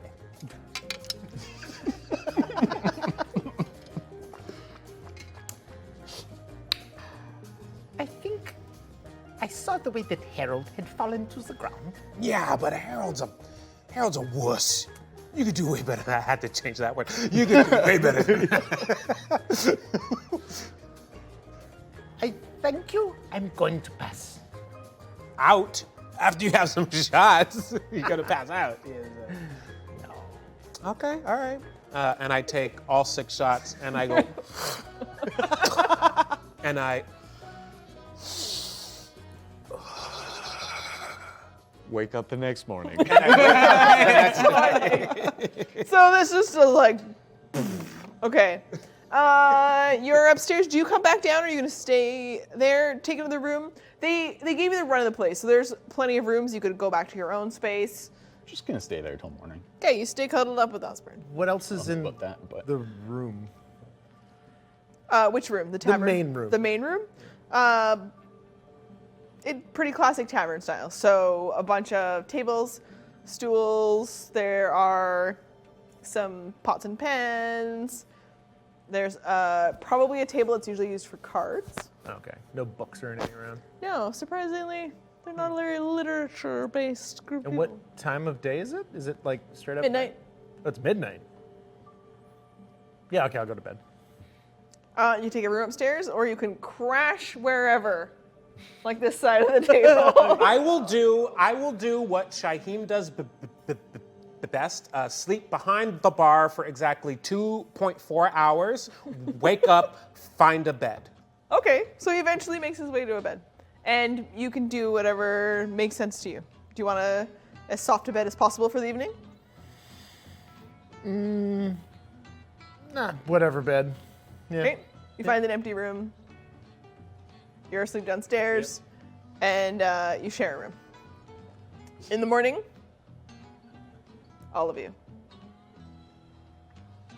awake. Collars as tight as ever. And you head down to the tavern where breakfast awaits.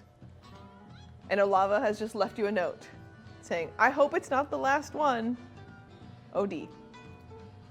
Her initials. What's for breakfast? Breakfast looks like pretty classic eggs and probably bacon. That was a long rest, yeah? Yeah. Yay, spell slots. I go. Is it clean? Clean? Yeah. The bar? Did No. she clean up? No, not at all. Yeah, okay. I just needed to know. Sorry. There's like empty bottles everywhere. It's burned as fuck all over the tabletop where you were dancing in the liquor and lighting everything on fire. Your pants have not survived. Oh, like no. last night you thought like these are doing great. They are singed. There's holes all over the place. I mean, you could still wear them, but like, ooh. They mostly are holding together. Yeah. And then the fire obviously has been reset, so it might have gone out overnight. It looks like Olava started it up, but she left you breakfast and is not in the room. And expects you all to very likely head out shortly, Change my loadout. just past daybreak. I see some of the work that we did on the bar there, and I'm like, oh, that's like me. And I start to brush it away. Does prestidigitation like chip away at some of this? I mean, it's better. I'll work with better. You look like you're like, yes, 100%. I have done an awesome job here, and you're pretty sure she's probably got to replace it all. Cool. I just remembered something that I don't know no. if it was. This is taking it back, but when I got my stuff back, was there an ad for a tavern there? Maybe. I'm sorry. Yes. It was there? Oh, sweet. It's not magic. So it exists in your pockets. Perfect. Yep. Because yeah, they wouldn't care. Yep. Perfect. Okay. Right. So I guess the last thing I'll do is use some, I would guess, available rope or strap or what have you. Find the finest cask of ale and strap it to my back like a backpack and say, I think we're good to go. Is there lava here? No. No? Oh, there's no one She around? left you breakfast. Yeah. Eggs and more like a back bacon, but it's bacony. And she left a note that says, "Hope it's not your last one." Oh, right. Yeah, sorry. Missed that. OD, which I assume means we're about to OD on this breakfast. Roll intelligence. Oh. Actually, who has the highest intelligence? You don't need to roll. Who just? What are your numbers here? It's a 16. goose egg. 11. 16.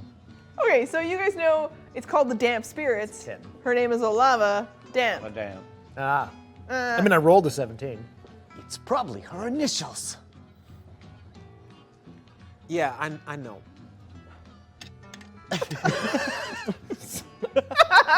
Okay, and you are ready to head out. Greeted two guards. While we're doing this, assuming that we're going to be traveling with Osborne for a while, it wasn't about hurting his feelings. It was just about making him do something that he wasn't first inclined to do. Dark. Yeah. So I actually spent some time, making him feel better and like, these things happen. Roll deception. Whatever. Sure. I love that in your mind it's not about him. 25. Okay, you do a good job. What are you made of? Deception. Deception. Made of deception. So, a one wild night. A moment in time where two people star-crossed, but also meaning nothing. Just a passionate embrace before an imminent death probably has to go kill a dragon. I mean, if anything, Osborne did you the favor, is really how Osborne leaves feeling here. Okay. And you head out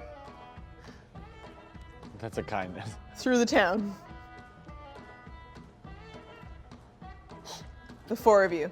On our way out, we're just going. I'm playing my lute, as I do most of the time, and I cast invisibility. Wow. Okay. Cool. Alain, Shyheim can take inspiration. Thank you, chat. Thank you, chat. I would like to have sat by the fire and done another Oh, sort of hour session. okay. We'll let that happen, and then we're gonna hit the road. Okay. So one more. Do you want to send another message? Exact same thing. No. I'm channeling divinity again. Oh, channel divinity. Yeah, okay. I'm just Summoning creating. the. I'm creating thieves' tools. Yeah. Okay. I will give those to you, and then for our team.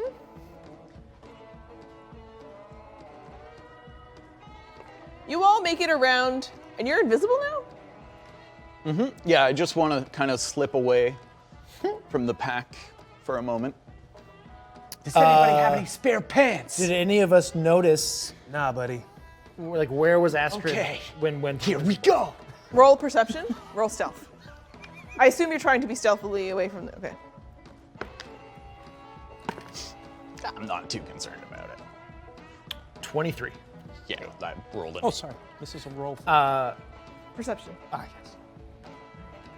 And is our Farworth and Ozzy still They have weirdly lagged behind you, okay? and Osborne's just trying to give you guys the thumbs up. Hey, yeah. We're gonna go slay a dragon. And Osborne's like, The moment that direction. the moment that I noticed Astrid disappear, I said, "Throw a scotch," and I ignited my sword so that the fire was drawn in the opposite direction to try to distract anyone else from noticing.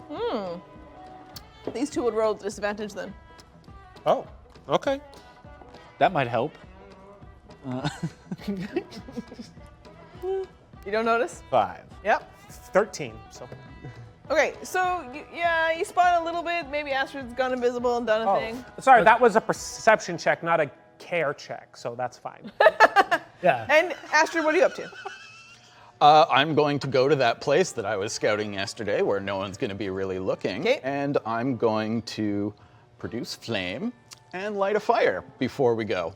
A nice little small one that's just going to smolder for a bit before, you know, it'll take off once we're a little away from town. Okay, so we're gonna say this building over here. We'll just do a little like mark. This building, this poor thing. Gonna need to 3D print some fire effects, I think. You're just burning lives and buildings wherever you go, Astrid. Okay. I was in the Tinderbox. I did this to myself. Okay, so. This is to all of us. Thank you. Are you ready for what I'm going to do to you next? Whoa. Hey. You hear a noise. Cool. Everybody roll perception. Again? Still with disadvantage? No, that's not for. Straight rolls. There it is. Cool. You're free to use your re-rolls should you need to. Am I still off doing my thing? You caught up. It didn't It's in take you long perception, to do right? this. Perception. 15. I would like to use my. We'll leave you out of this roll, but then you've caught up during this. 15. Using my inspiration. Nice. I am too. Yeah, big time. I think you have a second one standing by, so. Okay, I'll just re-up. 17. That's a good number. I've heard. Heard, yeah. 12. Okay, you all hear it. You're just catching up, so you miss out on what they might be like. Whoa. The two of you pick up particularly that it's the sound of a kind of a high pitch, like. Like an Arctic fox? No. Okay. Wait, roll? No. I don't know if you know exactly what an Arctic fox might sound like. It does sound snarly, animalish. You know, I have often wondered what the fox say. Okay. I told Murdoch no one would ask that, and so we don't play it. Don't play it. No. No, don't play it. No. We can't afford it. Could have been an owl. Sorry. Okay, here we go. What you hear? Snarling What? noise. It's not him? Wattt-Dat, you're the most curious about it. Because, like, snarl means fight. Growl means fight. Snarl, growl. Watch out. There's something near. What? I hear it too. Sword already flaming. Okay. And popping out around here, you notice trying to grab stuff off of this cart is a little fuzzy white beast.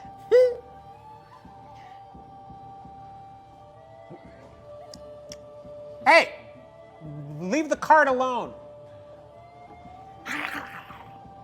Yeah.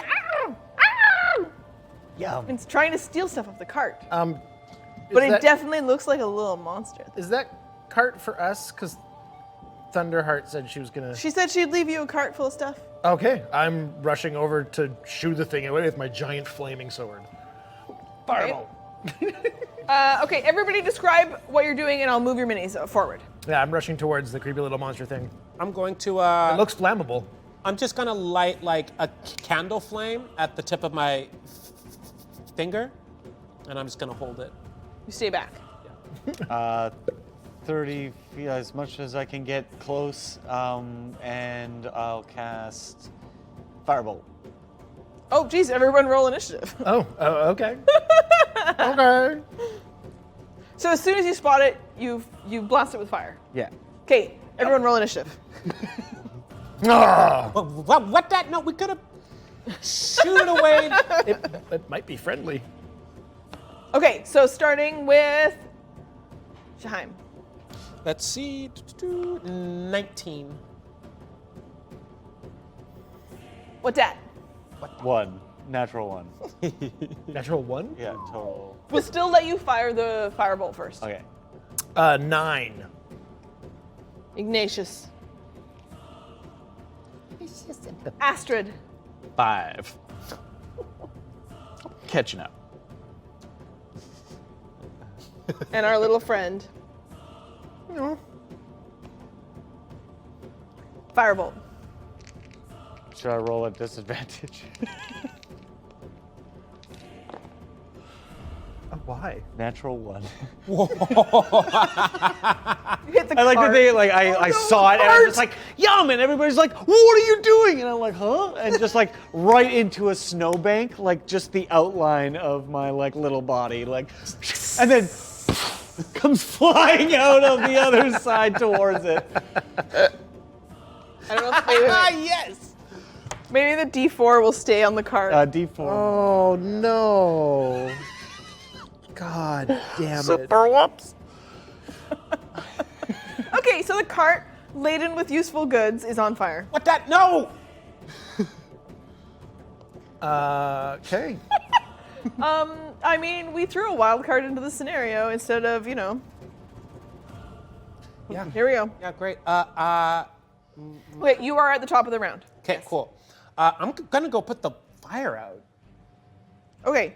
I mean, it easily makes your movement. You'll have lots of ability stuff left over. So you go to just put out the fire. What's your move?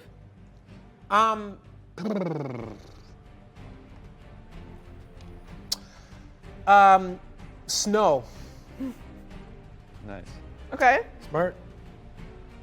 So you're just gonna run over here and start trying to like scoop snow. Yeah. From the Yeah. Okay. That will take up your action. Oh yeah. Okay. Can I use a bonus action flurry of snows? Thank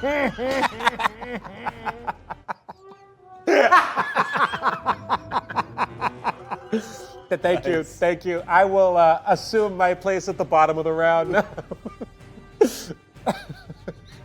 Your turn is fucking over. Okay. Next to the cart, this little white creature turns its face towards you. You shot a firebolt at it. And its little blue face, little fangs, I mean, you shot a firebolt at the stuff. also wanted the stuff. Yeah. Runs towards you. For me? Yeah, can't make it the full way. Okay. It has teeny tiny little cute legs. I can see through the hole that I cast the firebolt through. Like just, it's like now like just getting bigger in the hole. Like, oh shit. This little thing goes, and it runs towards you. It's really kind of cute. It's got little legs that are like, oh, it looks like it might fall down while it runs. It is not very old. Uh-oh. Yeah. Where's Mama? And it runs towards you. Yeah. For its actual action, you'll hear it as it runs, lean back the little head and go, and it makes an unusual weird call. Yeah, here comes Mama. Okay. Ignatius. Sorry, how much of the fire was Shyheim able to get out? Not much. Okay. Have you ever dumped snow on a fire with like your hands? I don't know how snow works. I'm trying my best. It hurts! When I pick up a handful of snow and I throw it on a fire, mostly what happens is I flick bits of water at a fire. Okay. And how big of With my a flurry of snows pun? how big of a fire is it? Especially with your flurry. You know what you don't get is a bucket or a scoop or anything. You get nothing. How big of a fire is it? It started out, it clearly hit probably some spirits. Oh. So she thought you guys like to drink. She put some, Is there, alcohol in the cart. One box on fire? One box is on fire, and there, it looks like next to it are probably a bunch of, it's leathers Okay. and I'm gonna run up onto the cart and Food goods. take the flaming box off the cart, like just shoving it out into the snowbank. Okay. So you attempt to take the most flamey thing Yeah. into the snowbank. Yeah. So as you take this item into the snowbank, some things on the cart are still on fire, but they're just starting. So it's lightly on fire, light fire, and what you've got to attempt to like throw snow over. Oh, I'm just Yeah. ditching that. It's working pretty good. Yeah. Okay. So you'll be able to put out the incendiary Okay. part of the cart. And that cost me my action, yes. Yes. Bonus Um, action. Yeah. Stand by. What do I have for bonus actions? Cleric. don't wanna Bonus do that. action. I mean, I got spiritual weapon, but I don't really want to fight this little thing. I will. Can I ready my bonus action? No. Never mind then. You could have your spiritual weapon summoned and not do anything. That's true. That's pretty good. Your call, though. I mean, if you think that he wouldn't, that's fine. Nah. I'm good. That's it. That's my move. Astrid. I'm going to bonus action, put Hex on it, and back up a little bit and keep watching. All right, back up. You are actually, I don't know if you can see, but you're in line behind the house here, so you are 30 feet. I see a more than 30. cart of flaming Yeah, booze. Yeah. I'm moving away from it. Not the booze. We'll back you up a bit. Is there a distance that you don't want to be from it? Or like, you know what I mean? Like you don't want to be more than 45 or something like that. I mean, less than 60. That's what most of my stuff is. Okay. Copy that.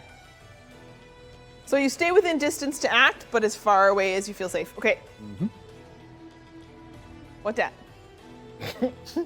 Yeah. I Also see this currently little still thing. playing my loot. Oh, are you still invisible? No. Okay. So I assume from inside of this snowbank, as far as I'm concerned, it's probably killed all my friends. This ferocious little thing in my field of vision, I will use all of my movement to get right up in front of it and pull out my short sword and just green flame blade and attack. Roll your attack. I will use my inspiration. Okay. Ooh, yes, much better. 25. Wild hit. Yeah. All right. So that's 1d6. Ooh, full damage. Love it. 3, 10. 10 regular damage plus green flame is going to give plus 8, 1d8. Fire damage. 5 fire damage. What's the last thing the Yeti tyke sees before it dies? Oh no! A well-practiced form. Green flame blade! Okay. And you. I feel bad. I taught him that one. Here comes Mama. Yeah, so you just see like the flame just kind of like lick out of that, like then this thing kind of, and then I'm just kind of holding like a shish kebab. Oh my god, she's pulling out a big All the snow like melting around to like reveal me.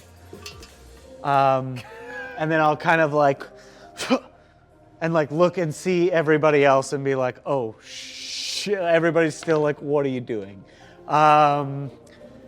And I will slowly lower it and use all of my movement to try and get out of the snow.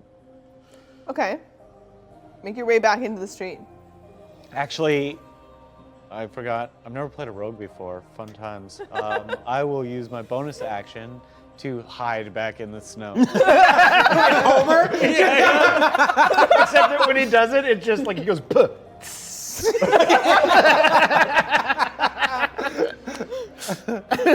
Okay, yeah. You leave the corpse of this baby Yeti. Oh. Um, Now Mama's gonna blame me. does anybody want to roll quick nature as you see this thing die? Hell yeah. Yeah.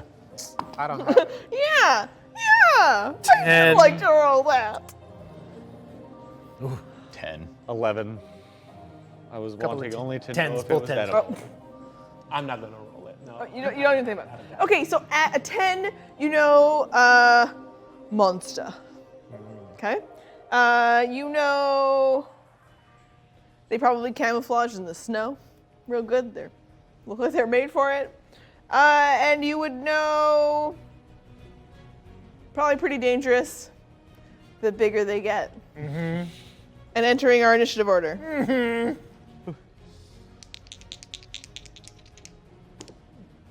Oh, fuck yes. Oh, Fuck no. Jesus. I don't like when she's hype about it. Oh yeah, oh my goodness. Okay. Okay, so coming around. Great job. Oh my god. Okay, This is it? Oh. This is how we die? okay. I don't know what you're talking about, man. Luckily, they look. Stepped on It's like, take another step or two back. Oh, you can't see them. Yeah, but you could Hear hear them, That's and I true. know that we just killed a baby. Yeah, and you hear the first call in response.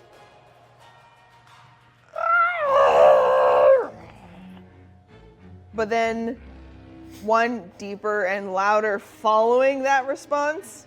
So Dad and Mom have arrived.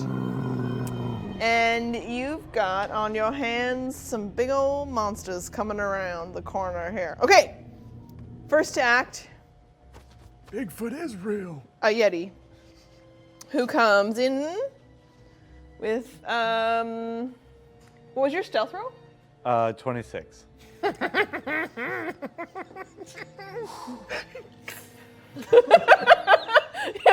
Doesn't see you, sees the baby dead, and the next line of sight sees person Me. is you. Yep. Yeah.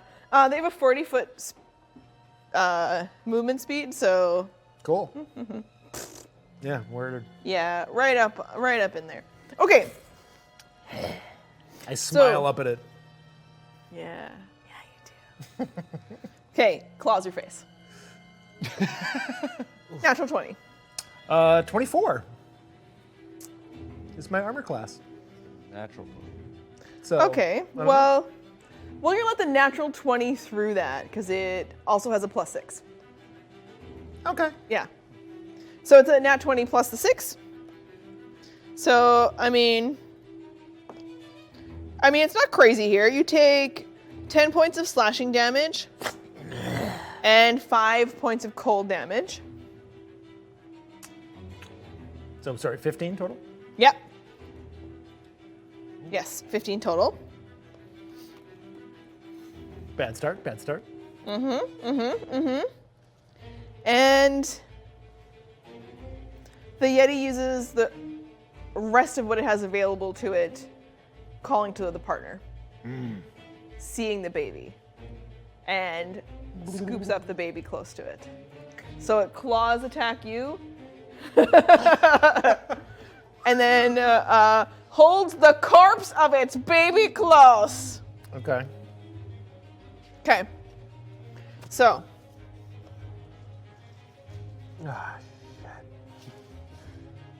Okay, and then Alain, the drunken master monk.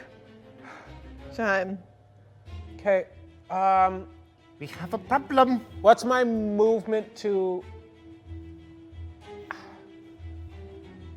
You're a monk. What kind of question is that? Yeah, but I'm asking because there's a couple of things I would like to do. Fuck it. Step of the wind. I'm gonna jump to the top of the stall, the Stable. the stable there. Why? And I am going to cast Produce Flame, and I'm going to hurl it at the Yeti. The one fighting Ignatius. Yes. Okay. And that is So that is, give me just a moment here. All right, we're gonna do this. 6.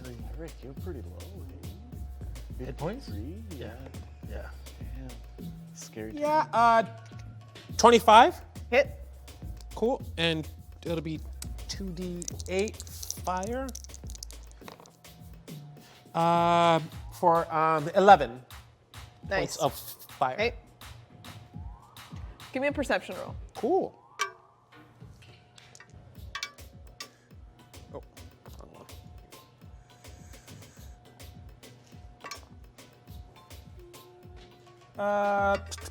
17. Good number. Thank you. On the 17, you notice that taking fire damage causes the Yeti to panic.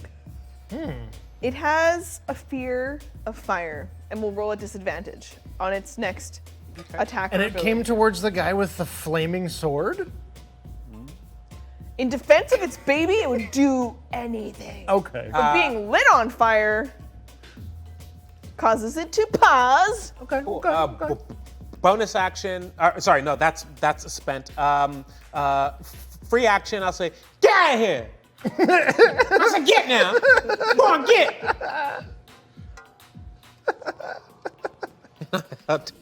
Get now is your thing. Okay. I was about to ask, did I stutter? Not that time. That's get why now. it madly Get now. counts. Okay. Yeah. Okay. Yeah. Don't roll on that. That's good. Okay. Motherfucker through, I guess. The fire damage has done enough for the fear. That's crazy. It feels. Okay. Following you. The other Yeti. Oh. Great. Looking Bum, bum, bum, bum. towards the death of the baby, the snowy pile. Ooh, good roll. God. All right. On the stealth. Uh-huh. You're maybe not as hidden as you thought. Really good roll. Just the exact Thank cutout you. of you in the snow. Yeah, yeah, it's melting around me because I'm just like made of magma. Just shaking. Holy hell, that thing is huge. Okay.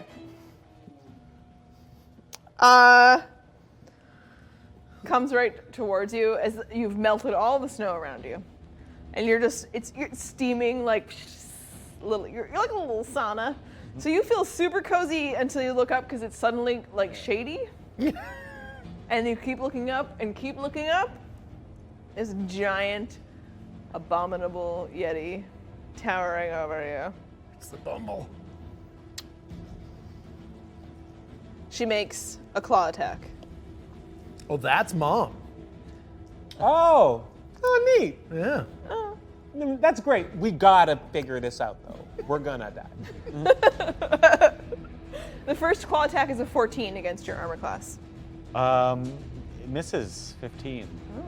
It can't swing that low. It's arms. Yeah, I'm still sitting there and just right over me like, All the snow is gone. Oh my gosh. Okay, it tries twice to claw at you and misses both. And then it uses a chilling gaze. Anyone within 30 feet.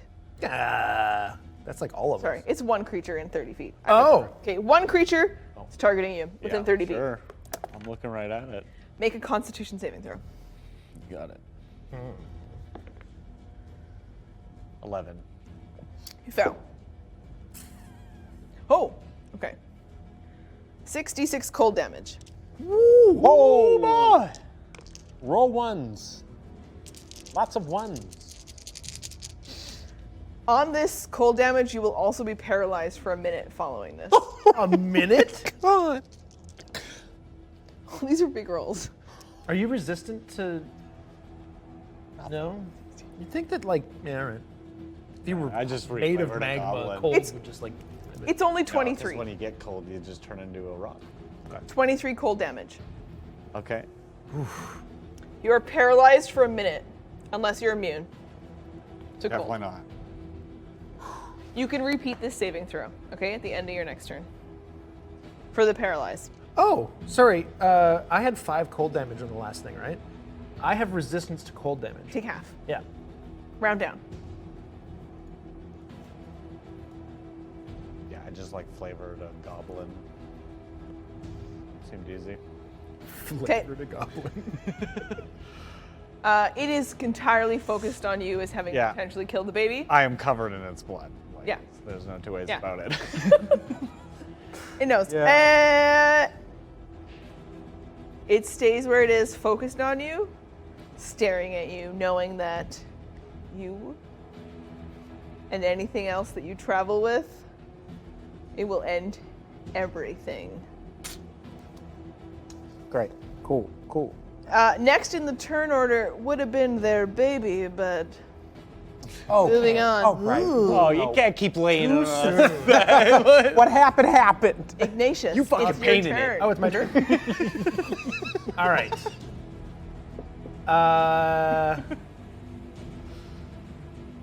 I will cast as a bonus action Searing Smite at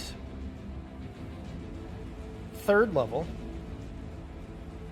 Which one are you attacking? Right The in front of one that just smashed my face in. Okay. Clawed at my face. And I shall attack with my flaming longsword. you? Papa, no! Nice. 23. Hit. Sweet. I also use, what is that thing I have? Hold on. It's called Divine. Where is it? Astrid, you're on deck. You, looks like chat's giving you some inspiration. So on top of my Searing Smite, I will use Divine Strike. So on that hit, it's an extra D8 of fire damage at 3rd level. Oh God, Okay, the fire damage. this is a lot of dice. Yep. Hold on. And I need my D8s. So stand by. So there's 2d6 of fire damage for the sword being on fire. 1d8 plus 2. 1d8 for that. And then Searing Smite at 3rd level will give me 3 more d6. Okay, so 2, 5 of these.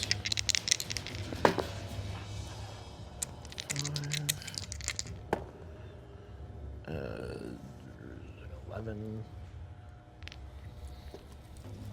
What you got, Ignatius? 13. And this is all fire damage. He's already scared. 15, 21. Scared of fire. 23 damage? Okay. Can do. Yep, 23. Yeah, Good turn. Still up. still up. And that sets them on fire. They were already on fire, right? They'd already experienced fire damage. They had fire damage Oh. happen to them, but they don't have continual fire damage. Searing Smite. They are on fire now. Okay. So the fur on the beast ignites, and it is now a flaming Yeti. And at the start of each of its turns, until the spell ends, which is a minute, it must make a con saving throw. On a failed save, it takes another 1d6 fire damage. On a successful save, the fire goes out. Okay. Okay. Astrid. I'm going to use my bonus action to transfer the hex to the one that we're piling on right now. Dad. And then I'm going to use, and with hex, it now has disadvantage on wisdom saving throws. And I get an extra 1d6 damage against it. And now I'm going to cast Dissonant Whispers at 2nd level. So that is a wisdom saving throw with a DC of 16 at disadvantage. Well, it's for sure a fail. Cool. It takes 5d6 damage, including Wha- everything, and uses its reaction to move as far as its speed allows away from me. Okay.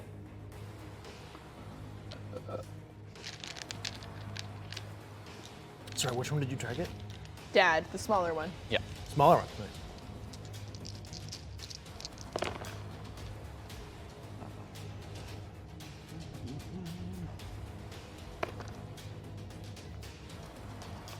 13 damage. Psychic damage. Okay. Still up. Gravely wounded.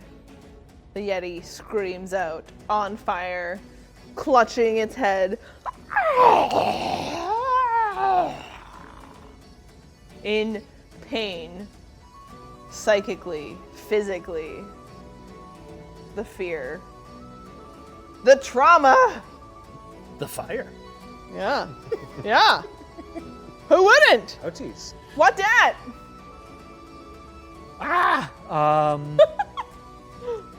I'll look around, this thing kind of like drooling on me, and I am just a statue, basically, version of myself, just completely frozen from the chill. You paralyzed, bro.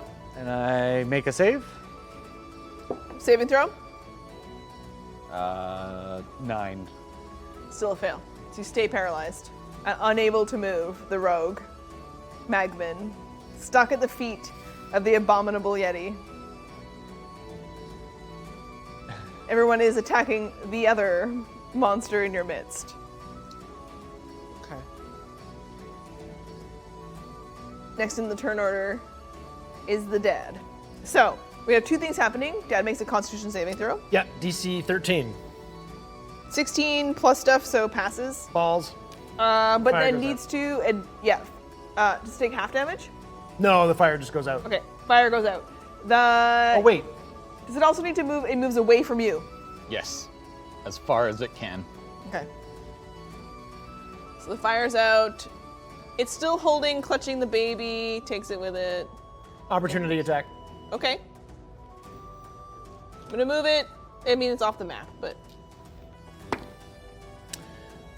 it's still far enough. Like, you guys would still be able to see it, though. Like, meh, you know? No inspiration check? It's running away? Yeah, it has to move as far away from Matt as it can, or from Astrid as it can, so it's got a 40-foot movement. Cool. So he takes the baby that he's clutching and he starts to just flee 40 feet as far away from Astrid. Yeah, I rolled As again. 7. Oh, shucks. So that's not hitting. I rolled a 2. Your sweet mace. What? Was that with your sweet mace that you got? Right, Des? No, it's with my flaming longsword. Oh. Yeah, as he flees. But I missed. It was like, it moved really fast. Yeah, the opportunity attack is a bit through these flames that are going out. It's not so much that you're not good with this weapon. It's been a while since you've attacked, but also the thing is in so much fear. It's not moving in a way that you're used to. You know, it's moving in a way that you look back and realize go it's limp. compelled by Astrid. So there's something else going on that you didn't anticipate. Okay. Just that image of the It tears past and knocks this again fleed like long ago. It just knocks this over as it courses. So Okay. It more into the more snow, extinct. more of the goods break. You notice that bits of rolls and bread spill out into the snow. So the food bins that were provided to you, some of those have also broken. Okay. Your turn. Cool. I am going to.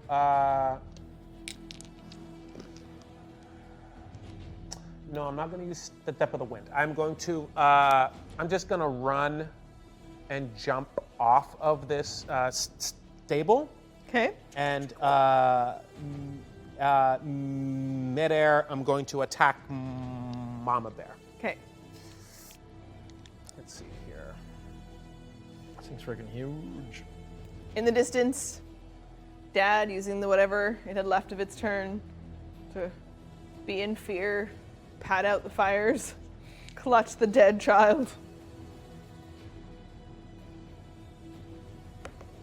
And the monk, flying off the roof towards Does 16 hit? It hits. Cool. Extra attack. 18. Bonus action flurry for 2 Yes. attacks. What does this look like, Monk? Does 14 hit? Hits. Cool. Wait, no. Does it? That does not hit this one. It would Okay. have hit the other one, not this one. Okay, that's a shame. Does this nat 20 hit though? It's different. Give me that. Okay, so I will roll damage for the first 2 attacks. First. What does this look like, Monk? I'm like gonna jump in the air, do a very sloppy Hong Kong twist, and with each rotation, it's a different type of hit, like a punch, a kick, a back fist, and then like a headbutt at the end. Nice. Stephen Chow shit. You're damn right. Roll damage. Let's see. So that is 18 for the first 2. And how are we doing? Double damage. Crit. Simple math. Okay, cool. Simple math. So. Oh, that's not cocked, I guess. It'll be 2 plus 8. So another 10. And it up times 2. 10. Okay. Can I turn one of those into a stun? Yes. You're in a stunning strike? Yeah. Just want to make sure I get this right.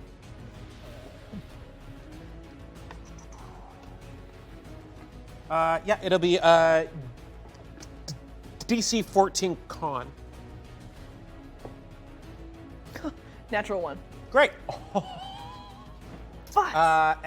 Giant stunned Yeti. And like as I land in front of it, I'm gonna land like sloppy on the ground like a break dancer, and then I'm going to get up and take as many steps as I have to in order to be in front of him. Get the hell out of here, I little guy. imagine you like landed right next to me. In the snow, like, wow, nice. That was really cool. And for chat, I did roll my advantage earlier to use it in some previous attacks. I don't have it left to use here. This building in the distance starts to really catch. Astrid went and set that building on fire earlier. So as you stunning strike, you're watching your, attack land. The Yeti is getting stunned. Yeah. This building starts to light in the distance. The fire. Yo, go put that out. Okay, so what happens in the face of the stunning strike? That last kind of headbutt hit just kind of like clocks his jaw, and it is incapacitated until the end of my next turn. End of your next turn. Yes. Okay. Okay. Do we get advantage on attacks now? The rules apply for anything that's stunned. Yeah. Do we get advantage on? So check your notes for stunned. And ranged. Yeah. So all of the notes related to it, I'm gonna check my handy quick reference guide. right? Yeah.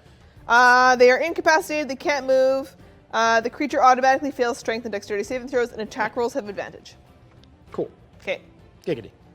Okay. Only until the end of his next turn. Yeah. Okay.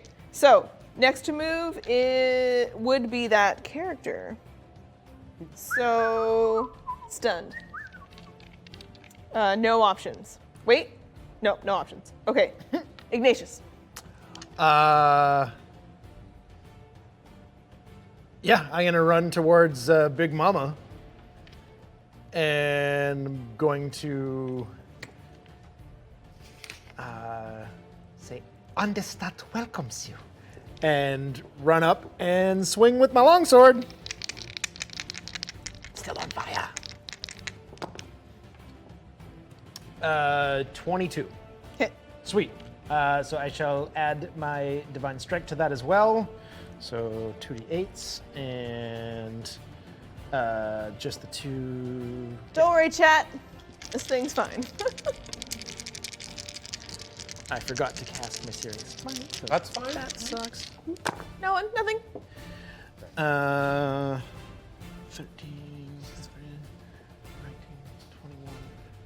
21 damage. 7 of that is fire damage, and I forgot to cast Searing Smite, so it's not on fire. Okay. Whoops. But as my bonus action, since I screwed that up, I will now summon my spiritual weapon. Okay. Oh, we didn't get you a spiritual weapon mini. We gotta grab one. Yeah, we should do that. Yeah. Totally forgot about that. Soon. I will cast that. Day one. I'm gonna cast it at 2nd level. Is it a? What does it look like? Giant flaming scimitar. Or sorry, movie style scimitar like that. Yeah. I'm sure Matt would correct. yeah. The big thick blade. Yeah. Curved swords. So that. Who would like to hear a lecture about swords? Yeah. Who wouldn't?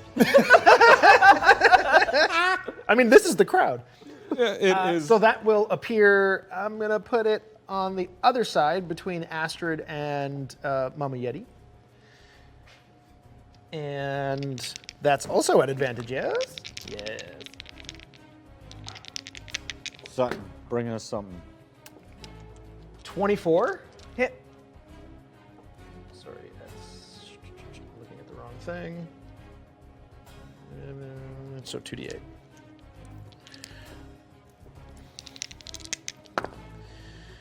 So that is another 11 damage. Okay. Oh, which is force damage. Does that push it back? I don't think so. No. Okay. Good. No. Okay.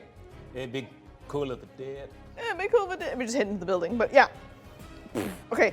The Oh, anything sorry. left? Ignatius? There should be 2 more damage on there. Copy that. Yeah. Sorry, I screwed that up. Oh, and Ignatius should be. Well, we can just pretend. I'm right up against Yeah, the big I'll one. move. That's it for me. Astrid. Bonus action, moving my hex over. For sure. And so now it has disadvantage on wisdom saving throws. But since I have advantage on attacks right now, I'm actually going to firebolt it. Get her. Get her. Get her. Non-natural 20. Noise. Here we go, guys. Okay. I'll keep that in mind. So, Following Astrid on deck is Wattt-Dat. Who? 2d10 plus a d6. No, what?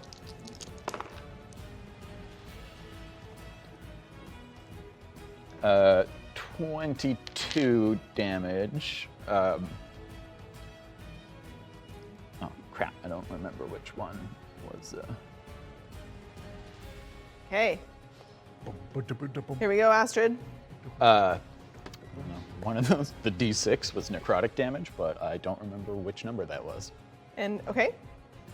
I didn't see. I only saw the 7 on Purple. the D8. Purple Anything one? else, Astrid? Are you gonna move? You're like 15 feet behind the. Yeah, I'm getting out of the way there. Yeah, see you right here. Just a bunch of movement out of the way? Yeah. Super. Following Astrid, Wattt-Dat? I will do nothing. Okay. You can go put. What does this look like, fire out. Wattt-Dat? You see Wattt-Dat see all that awesome stuff that that they did. Sorry, what are you? Shyheim. Shyheim. What Shyheim landed this blow and just waiting for death, but it's just like frozen in its moment, and it just looks back, and we're just like, we're still looking right at each other, like both completely frozen. It's just rolling. And it's just like, oh, move jitsu, and then nothing works. Just getting Yeti drool. Yeah.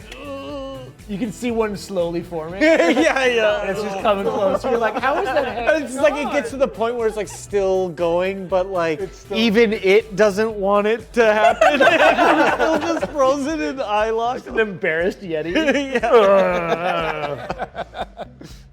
And that's the end of my turn. Okay. I am drooled on. Okay. At the back. Needing to flee from all of you, the fire still burning in the town, terrified, holding the corpse of his baby, the Yeti. Is there anything going on that prevents the Yeti from moving forward from all of you? I mean, You've all attacked it. It's supposed to use... how scared of fire is it at this point? Because I'm still just a blaze. Yeah, right? Couldn't handle the heat. It's taken fire damage. It's tasted the sting of my lungs. It's just disadvantage. So seeing its partner in such distress, it will race into combat unless you have something that has pushed it against you, other than the fear of fire, which is just that it has disadvantage on attack rolls and ability checks. It doesn't like its mate drool. I can't stop it. Was your thing just turned it for one turn, or? Yeah, I don't know that it can. Let me check. Was whether it like a can concentration thing or something, or makes a save every turn, or? Yeah, let me make sure. I feel like it's due to make a save, but I'm not. Okay. It's saved on my. It's on fire. Yeah, the fire on itself went out, but it's still taken fire damage, so it still has a fear, so it's a disadvantage. I don't think it has to stay away from me. Okay. I think Not it anymore? just needed to move that It was one just time. that one time. So it has disadvantage on its attack rolls and ability checks until the end of its next turn because it keeps taking fire damage. It's still going to attack you. Cool.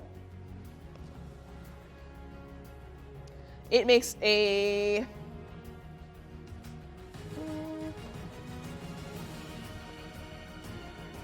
Okay, 2 claw attacks against you. Okay. At both at disadvantage. So here's the first one. Fail. Oh, maybe. A 16. 16 does not hit. Okay. It will still use its chilling gaze.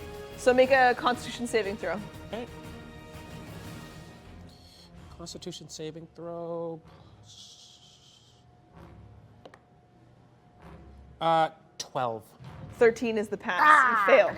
So failing the Constitution saving throw, it's not as much damage as Wattt-Dat took from the abominable version. Okay. It's still 12 points of cold damage. 12 points of cold. Oy. You're paralyzed for a minute. And I'm paralyzed. Okay. Let's see here. 12 points cold damage. If I'm paralyzed, that means I can't take a reaction. That is correct. Lame. Lame. Lame. Sounds like 1 for 1. Okay. Playing a monk again? In the face of this chilling gaze. Because you just saw the shadow of it approach you, and you turn, and all you see is the face of this Yeti, angry, rage-filled, clutching in one hand the bloody corpse of its child, the other hand claws that have swung at you and your compatriots, and mostly missed. And in that chilling gaze, you take the damage from the cold damage from it. And I can't use Hellish Rebuke on it. Definitions of paralyzed, just double checking from our handy books from our friends. Yeah. You can't do it. You cannot move or speak. No. And you fail strength or dex saving throws, attack rolls, blah, blah, blah. Yeah, I would say, yeah, based on what you need to do for that spell. Okay. Good try. Yeah. You're stuck. You're paralyzed. And it would be your turn next. Cool. I have to try to get out of this? Is that have right? a- Yeah. Another You're next. saving throw? Okay.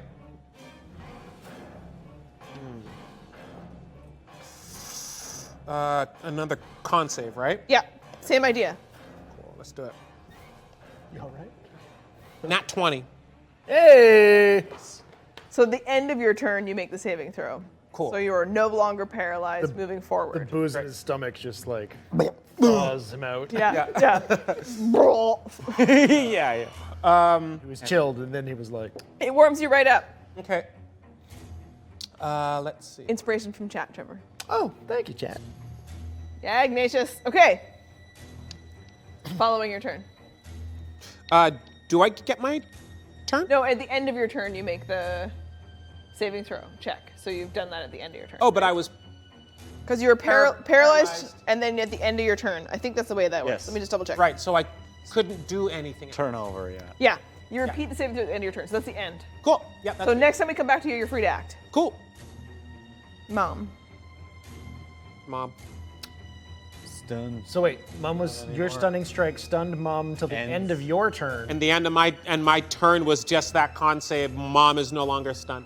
Okay, so it just there's not an additional save that Mom has to make. No. Oh, okay. I have terrible, Still has disadvantage on wisdom saving throws. terrible news. X. Dope. Who's in front of Mom? Like what you would call maybe a 30-foot cone. Three of us and Dad. Okay, so needing to aim this to avoid Dad as much as possible. Then So- it would have to be just me and what, Dad? Wattt-Dat, Ignatius, Mama Yeti. Huge breath in and exhaling a storm of ice and cold. And a 30-foot cone from her. This is all freezing, frigid air. I'm good, right? Make a Constitution I'm not great. saving throw. Yeah. Con save. Con save. Con save. All right, I'll take that. A good one, finally. 19. 19. Hey, all right. Look at that. All right, here we go.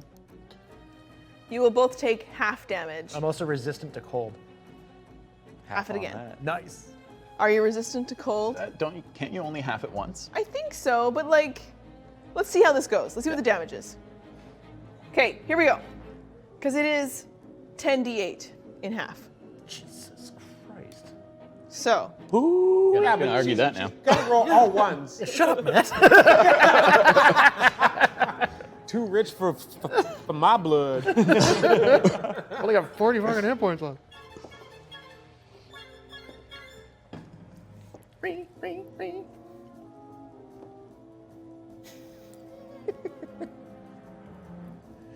Oh my God, still rolling? She only brought 1d8. it's gonna be 42 points divided by 2. 21. 21 each. And then half. Well, I think, yeah, you only take it 10. half, right? But if you only take the half once, then it's half once. So it's still 20 points of damage. I gotta look that up. It'd be 21. half of 5e what is I'm like taking. that, though. If Like we- if everything we- only Yeah, it happens doesn't. once. It only happens once. But we made the save on the thing, and that just dictates how much damage we take. Will it drop you? But the resistance to cold, since it's cold damage. Will it drop you? Yeah, innately it sounds No. right, but I know 5e is weird like that. Okay, well, Sam is also weighing in from chat, and we're gonna he says a quarter damage, so half and then half. Okay. Half and half. Let's just do it for now. Just take a quarter damage, we'll figure it out later. But you take the full half, Yeah. so 21 points of damage, and you're taking 10. What does that put you to? 15. Okay, so you're still up. Yeah. Okay, Going to cut your tit. and then in front of the, Specific. yeah. I was gonna say dick, but it's Mom. Still attacking you. It has more to do. Yeah. Great. It cannot do that every time. Oh. It's a special ability. Okay. So making its claw attacks. One of these will hit you for sure. It's like a 25. Yep. Yeah. You will take. Well, it has an advantage as well, right? You're rolling Right. advantage. Okay. I'll roll it again. Thank you for helping me. That's still a miss. Okay. So it's Okay, so that's going to be 13 points. Okay. And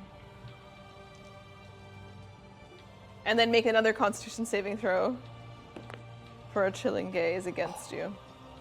21. Nice. Oh, you will succeed. So, Just a little flicker of flame, like covered in ice, just slashed and like broken almost to bits, and like the little like flame just like comes out of its mouth, like. You still up though? Believe it. you will now be immune to the chilling gaze that the Yetis use against you for a bit. That might help. Oh. Okay. Okay. You can move at least. After Mom, Ignatius. Oh. Did the big one move away from me and I didn't do an opportunity attack? Or did it? No. I think Big one it just hasn't moved. turned. It didn't. It just move, turned? It just turned. Yeah. Okay. Well, I'm gonna attack Biggie and no Biggie, the big one, Mama, and I'm going to. Didn't go over my head. You got that. I caught it. You got that. Yeah. Chris Murdoch, everybody. No, I caught it. I'm gonna cast Searing Smite at 4th level. Ooh. And swing my flaming longsword at the bulk of this big bastard again. The big one What just Yeah. happened to you? or the one facing off against your. I'd have to disengage with. Okay, you're staying here. Okay, go. Oh, risking up. Here we go. So I'm going after Biggie. There's no more advantage anymore, right? No, that's gone. 20, not natural. Hit. Nice. Okay, math time. So. Okay, do your math. Astrid, you're on deck. Cool. What dat after that? A D8. That D8. We got minutes. Plus. Yeah, I'm going. 3d6, and it's an extra 46. It's this many. That's right. That's right. Are there any effects coming with this? Any effects coming with it? Yeah, Searing Smite will ignite the creature. Okay, On fire. Okay. Okay. Oof. Okay. 10, 21, 22. 30, 33. Yeah, we were just thinking. He's so stupid. He has. 34 damage. Okay.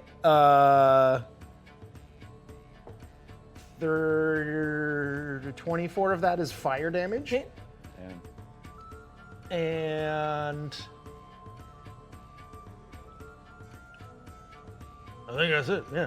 Use my bonus. Astrid. Use my bonus strength. That's it. But it's on fire. Yep. So I'm still attacking the mom as well, which has my hex. I am going to. There's not really anything else I can do with a bonus action, so I'm going to cast Scorching Ray. Yeah. And all 3 blasts are going for Mama. So first one, 19. Hit. Second one, second one, sorry. 21. Hit. Third one.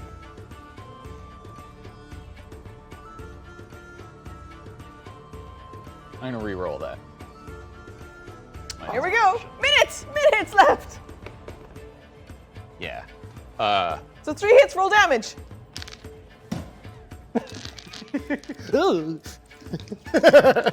Just throw them at the. Take that, Yeti. Take him and go.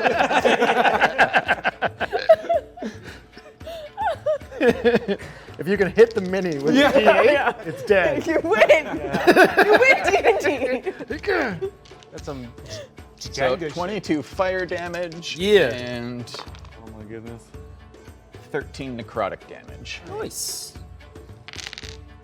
Sorry about your baby, but get the fuck out of here. You know what the last thing she sees before she dies? What, Dad? Wattt-Dat. But she falls forward onto you. Oh, what? Oh my god. Ignatius dodges out of the way. Yeah, you do. But you don't. Yeah. Roll a dexterity saving throw.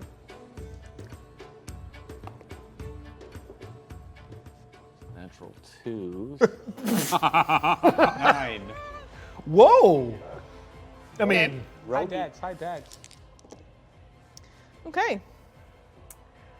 What's the last thing you see before you die? I don't think we stopped staring at each other like this whole thing. Like there's just all this fire, all this damage, and it's just like we're both like it's all this chaos around us, but like it's just like this locked in silence as it's like coming towards me, and I know that I've like freed myself, and I like look up as it's like tipping over, and I'll just be like, scorching ray jitsu.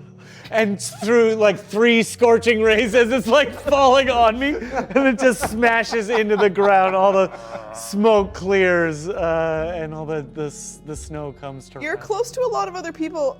What happens when you die?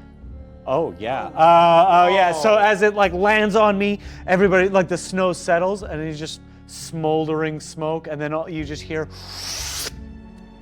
And I explode for a dex saving throw of 13. What's the radius? Everybody within 10 feet. I'm right next to them.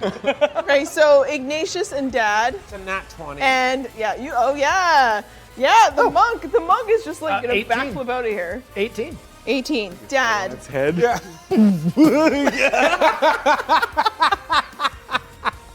What about Dad? Comes up the button. Dad is also okay, Oh. but pushed backwards in the face of the. If you succeed on the saving throw, do you take half damage?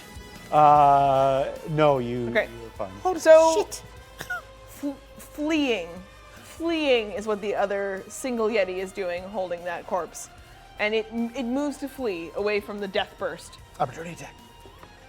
So ready? no one's taking Oh, any you're- additional damage, but you just explode. What else does this look like? It's like as it like nat 20. It's like you put your foot on its head, and it just like like blows up underneath it, and you just kind of see the green flame and like kind of die out on this like the short sword as it lands in the cart again. The little green flame just like I'm gonna dig through to see if he's okay. Can't find anything. Just a caved out skull of a Yeti. Do I find his sad headband?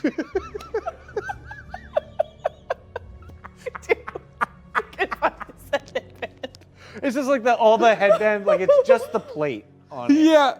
All the band part is burned off. It's just the metal plate. My God, you stupid idiot. Final words. Oh, also, do you stop the Yeti's fleeing with the corpse of its child? Do any of you go after it? I could have taken an opportunity attack, but I did not. He flees. Yeah, no, I'm shooting at it. Can I, You shoot can at blast at it as it flees. it? Yeah, I'm gonna cast guiding bolt. Okay, you cast a guiding bolt. Anyone else as it flees? This entire time, Astrid has just been calmly playing her lute as this happens from a safe distance. As she, this unfolds, and as soon as it starts to run away, she just kind of loses interest and keeps playing and turns around to watch the fire. Yeah, this building is an inferno now. It's that little girl meme.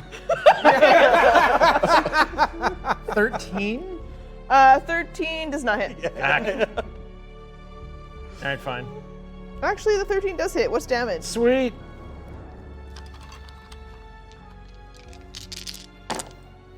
Uh, 9, 12 damage. Well, you kill that one too while it's running. As it's running, and then just like one knee, and then body. And baby, yeah, the and little then it body falls out of flat. its hands. Yeah, into and the it's snow. glowing orange. Right. Yeah. Except for the blood that slowly seeps out into Yeah. the snow. Red into the snow. It's beautiful, really. Lovely contrast. Okay. It slashed me in the face. No pity. I'll say, What the fuck should I feel bad about? I'll say, is the booze okay? No. Is that what you're upset about? Your friend just died. Yeah, and I mourned him quietly. I'm asking them practical questions. You get us out from prison? Do you think we are nice people? Across from very far away, mostly Astrid hears it, but it's just like, good luck killing the dragon. We got one more. Yeah, we're gonna need. Go get Maya. And we'll find out what Maya brings to the party when she joins you all to finally leave Suvik next time. Thank you, everybody, for joining us. Thank you for Tim and bringing Wattt-Dat to the table. Hell yeah. What an adventure that little weirdo is. Thank you to our crew and everybody here who helped us make today happen. This has been such an adventure. It's so thrilling for me and so exciting to be back in Altero in the homebrew world for this campaign. This is going to be a fast, wild ride while we venture north to try to kill a dragon with these guys, this team. They can do it. I'm totally convinced. This is going to be great. The wild adventure of the prisoners from the Tinderbox.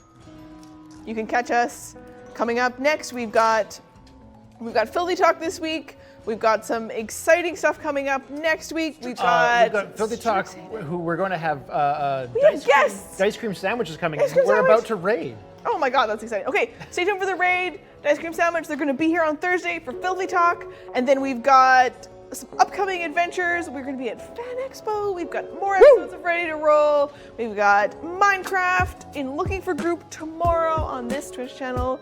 And you can see us on a Filthy Questline on YouTube. Thank you so much for joining us. Please tweet at me. I am at Squirrels of Doom. I want to hear what's going on in your games because when you roll the dice, you make the magic happen. Let me know what's going on in your world. Bye, everybody!